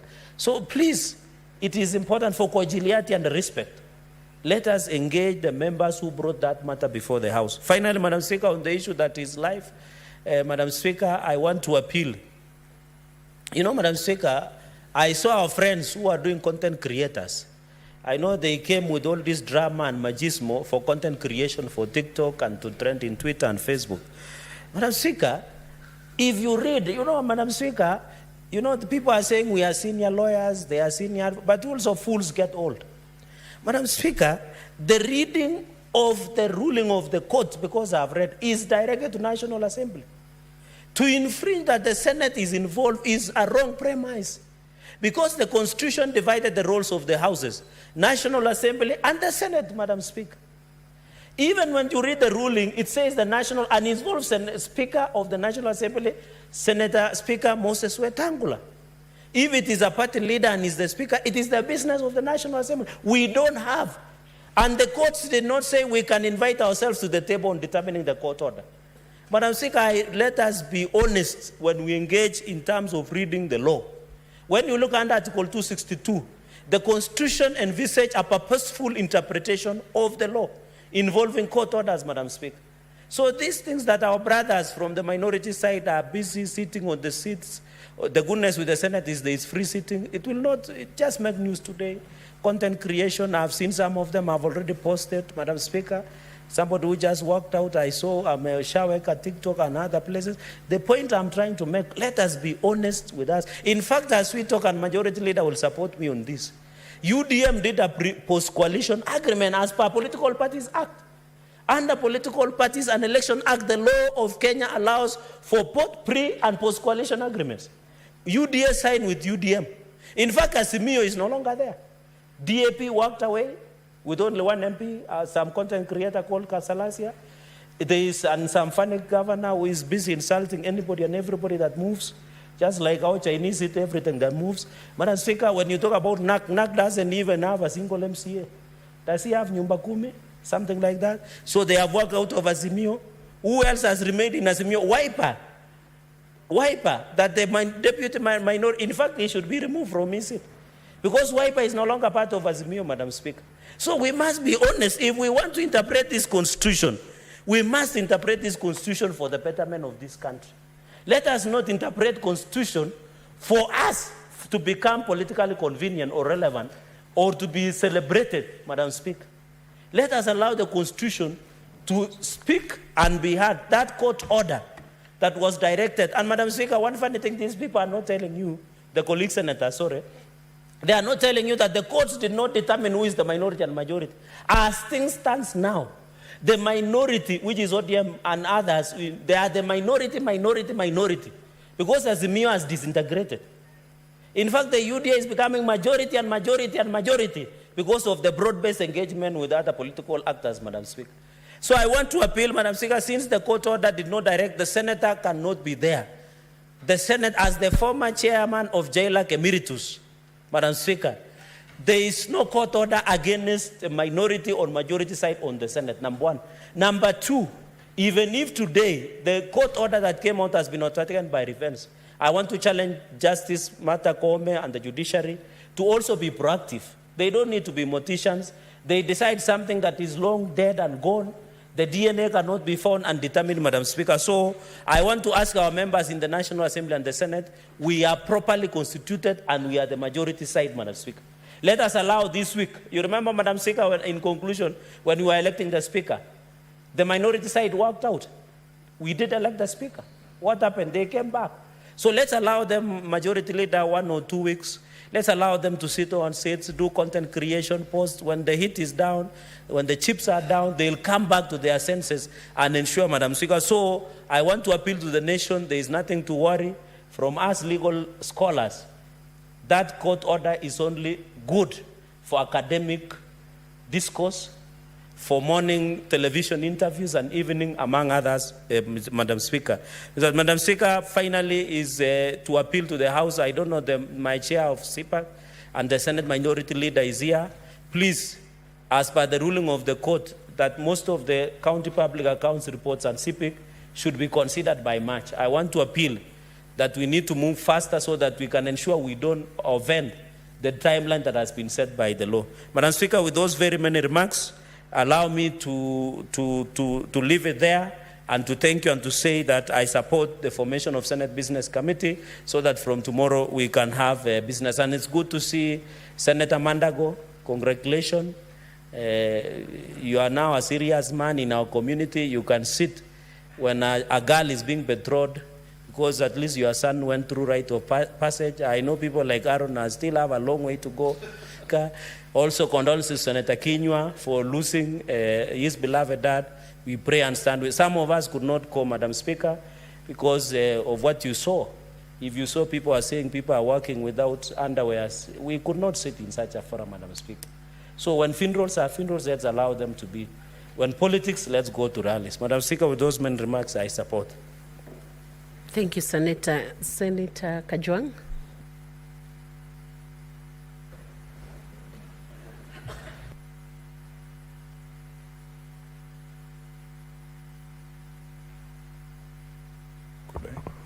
Madam Speaker, I've sat here with typical patience I've been in this house for 10 years, and today I'm the last to speak, even though I was in the house at 2:30.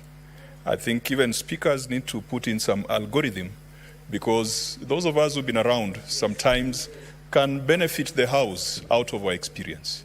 And Madam Speaker, I didn't sit here to score political points or to speak politics. I took time to encourage the SBC and the motion of which I support and the members that have been proposed, just to encourage them. We were in Naivasha just last week to reflect on the performance of the Senate and its midterm assessment. The time from election to today is equal to the time from today to the next election. And we must ask ourselves whether we have achieved anything significant. We have only 1 year. And as you can see, Madam Speaker, the political drums have started sounding. And it might be very difficult for us to achieve much in the remaining period. But I took my time to put it on record that when we were in Naivasha, and unfortunately by the time we were making the resolutions, perhaps if someone had called for the quorum bell, that meeting would have been dissolved, because there were very few of us. I want it to be on record, and I want to put it to the public, that there are 3 very significant issues that the Senate discussed, which were supposed to be brought to the SBC for fast tracking.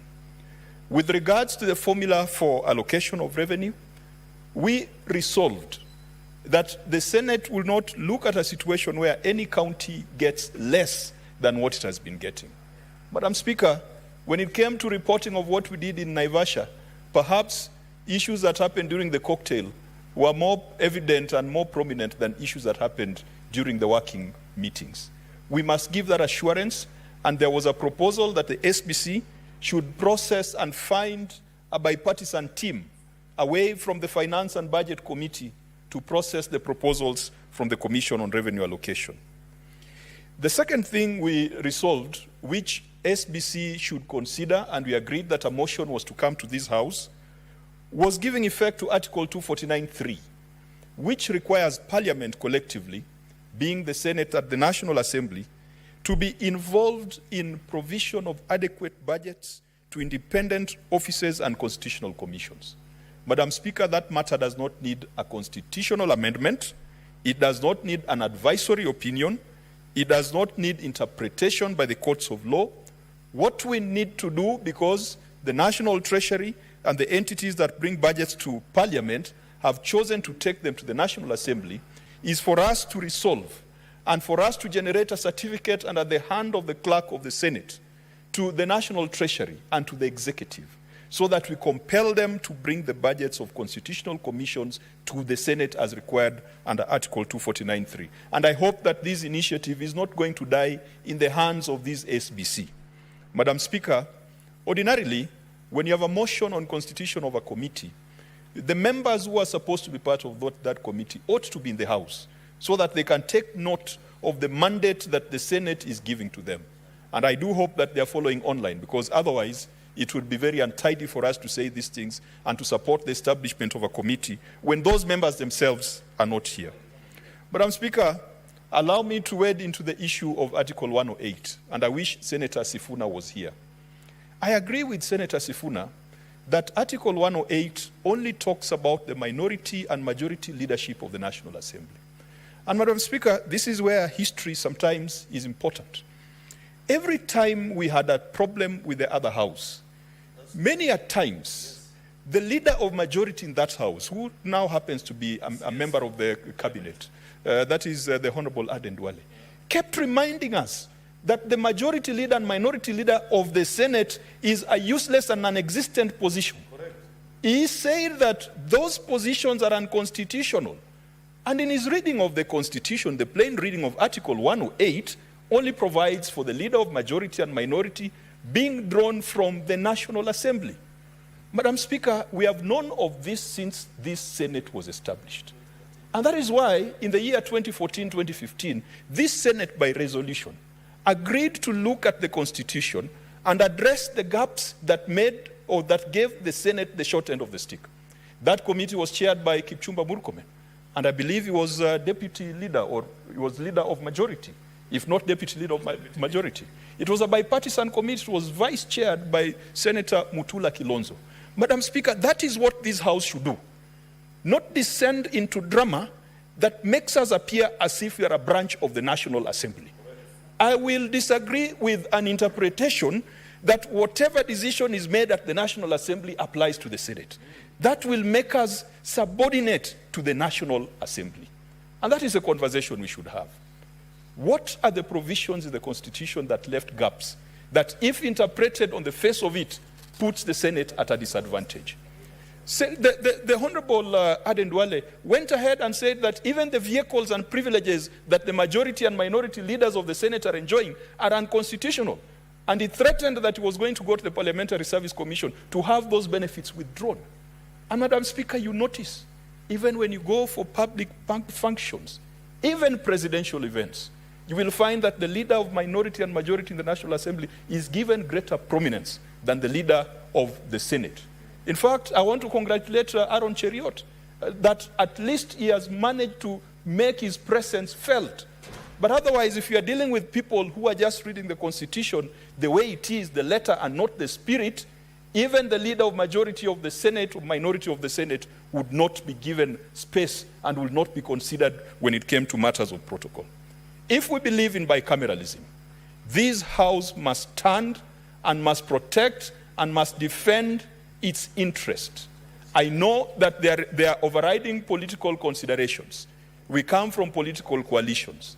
But I will not be the one to dismantle the superior position of the Senate for political purposes and for political bonga points. If we want, as a Senate, to be in a position where we are taken seriously, let us do the things we said in Naivasha.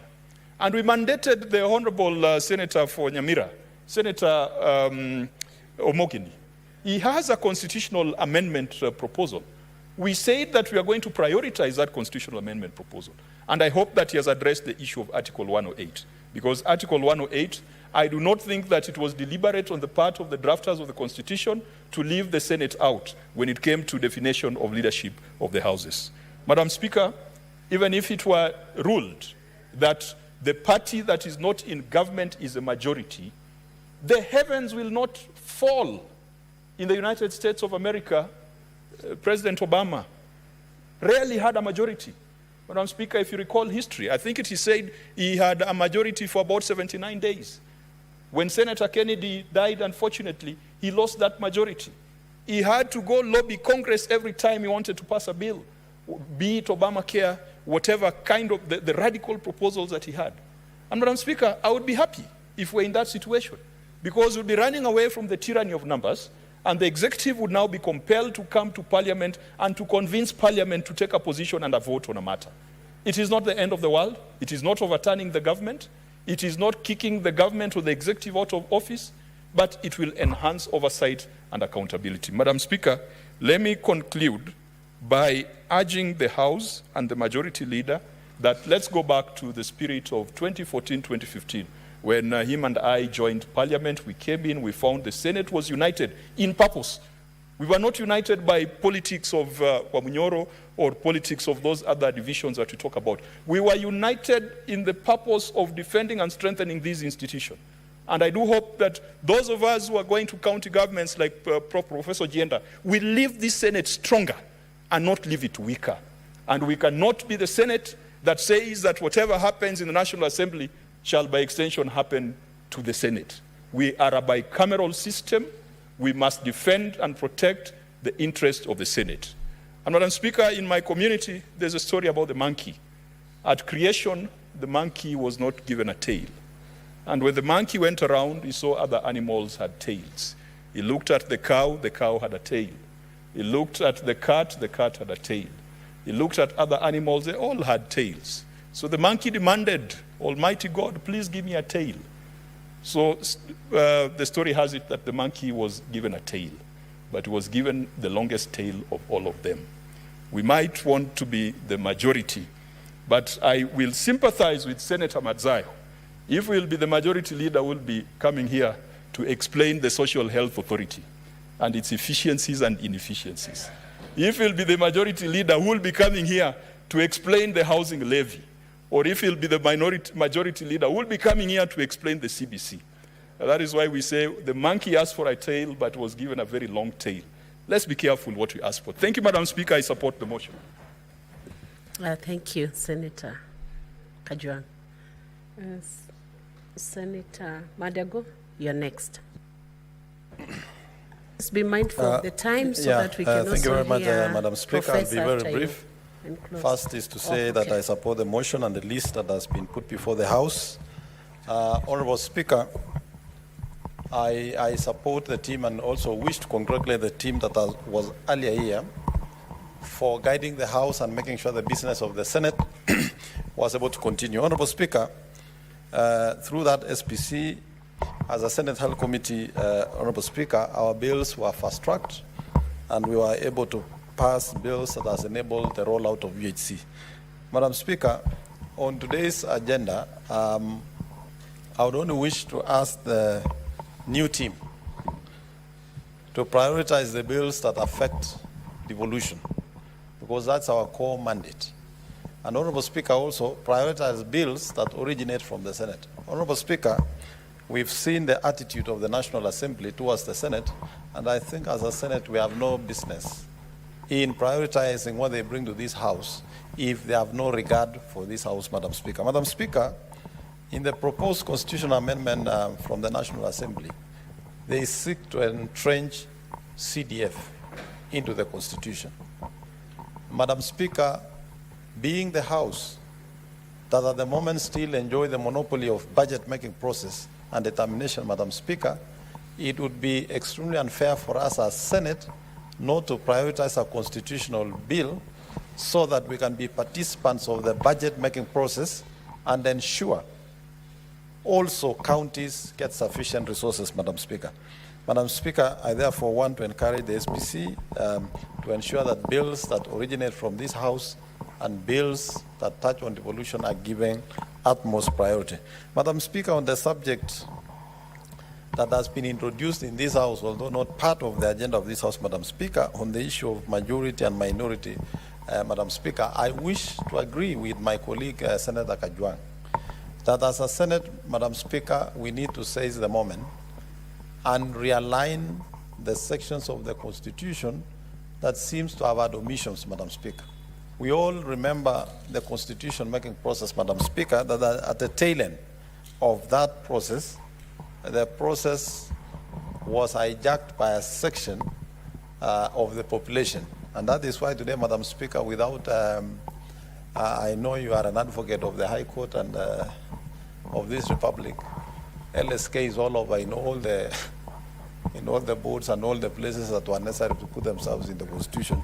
I have nothing against LSK, but if you look at the dominance they have in the Constitution and in the positions that are given in the Constitution, it tells you that it looks like some sections of the population were also thinking of the interest, and the interest of counties and devolution and the Senate probably was forgotten in the process. But we have an opportunity through Senator Omogeni's constitutional amendment bill to rectify that and make it work. Madam Speaker, I also agree with my colleague Senator Kajwang that Senate cannot go by the decisions of the National Assembly. We are an upper house, for heaven's sake. It is only the National Assembly that can follow the decisions of the Senate, but not the vice versa. I therefore don't agree with that line of thinking, but I support the motion and the list that has been submitted. Thank you, Madam Speaker. Thank you, Senator. Senator Professor Tom Ojenda. Thank you, Madam Speaker. This session of Parliament, Madam Speaker, I hope is reflective of diversity in representation and a true reflection of the broad-based government as we have it right now. I can see, Madam Speaker, that this afternoon we have Senator Kajwang, our former minority leader, Madzayo, sitting on the majority side. I have other senators sitting on this side. I had Senator Cherargei sitting on the side of the minority. it's a true reflection that we are one house, and in exercising our mandate under Article 96 of the Constitution, we will oversight government, and the role belongs both to the majority and the minority. Madam Speaker, I support the motion tabled for the House Business Committee and the composition of the committee, because it reflects a diversity of experience, a diversity that will go into leading this House into the next phase. May I, Madam Speaker, take the opportunity to repeat the wise words that have been shared in this House by the Senator, former Senator Kajwang, on the need to prioritize the constitutional amendment, or the proposed amendment that addresses Article 109 of the Constitution, Article 111, 113, and that speaks to the role of Senate in legislation. Madam Speaker, Senate cannot, in defining law or laws that touch on counties, exclude any law, because every law that emanates from the National Assembly touches on counties. And therefore, of necessity and legally, every law should be subjected to Senate. Every enactment from the National Assembly should pass through Senate. This afternoon, we saw a lot of action in the National Assembly, and that's what I call legislative diversity. I call it a bit of jostling here and there, minorities sitting in the seats of the majority, and vice versa, pursuant to a decision of the High Court, a judge bench decision. I believe that in terms of the standing orders, that decision is still subject to appeal, and the lawyers should take up their role in dealing with those issues. And I hope the National Assembly will settle the question of who is minority and who is majority. That is not a question, however, not for Senate, because we are not part of that litigation. Madam Speaker, let me also say that the House Business Committee has a role to exhaust the business of this House that was not concluded in the last session. And that is of importance, Madam Speaker, because we must focus on bills that touch on our counties. There are regulations that touch on the agricultural sector, the sugar sector especially, Madam Speaker. We have a new sugar board that has been created, and there are regulations that must be prioritized by the Committee on Delegated Legislation. The Committee on Agriculture has business with the rice bill that was commenced or initiated in the last Senate. We have a lot of oversight to undertake, Madam Speaker, on counties and on spending in counties. The Devolution Committee, Madam Speaker, must look at afresh issues concerning the management of counties, and especially the conflicts that we have seen between governors and deputy governors. We are not happy to always undertake impeachments. I think so, I believe. But we don't mind handling impeachments of governors or deputy governors if they find themselves in this House. But we encourage governors and deputy governors to sort out their mess out there in the counties, so that we do not have questions that can be settled by governors in their counties find their way to this House. Madam Speaker, we are alive, Madam Speaker, to the fact that all the committees of this House, especially the committee where I served in the last Senate, the Committee on Public Investment and the Public Accounts Committee, dealing with questions of expenditure, looking at the reports of the Auditor General on how counties spend funds.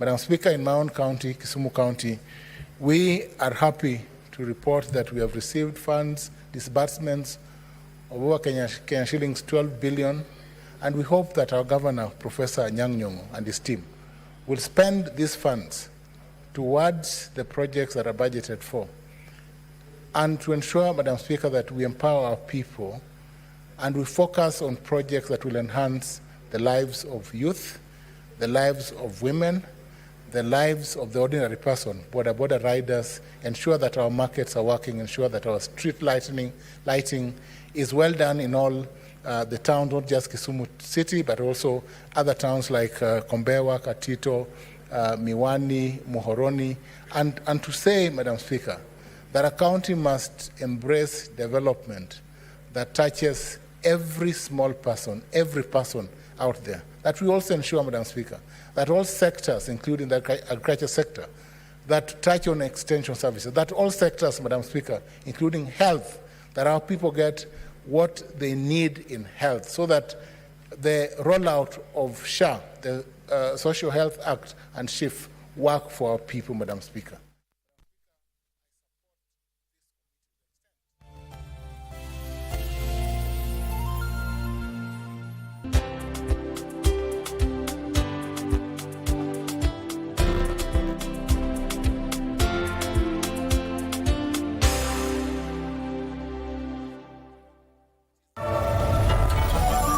No, you can't do that.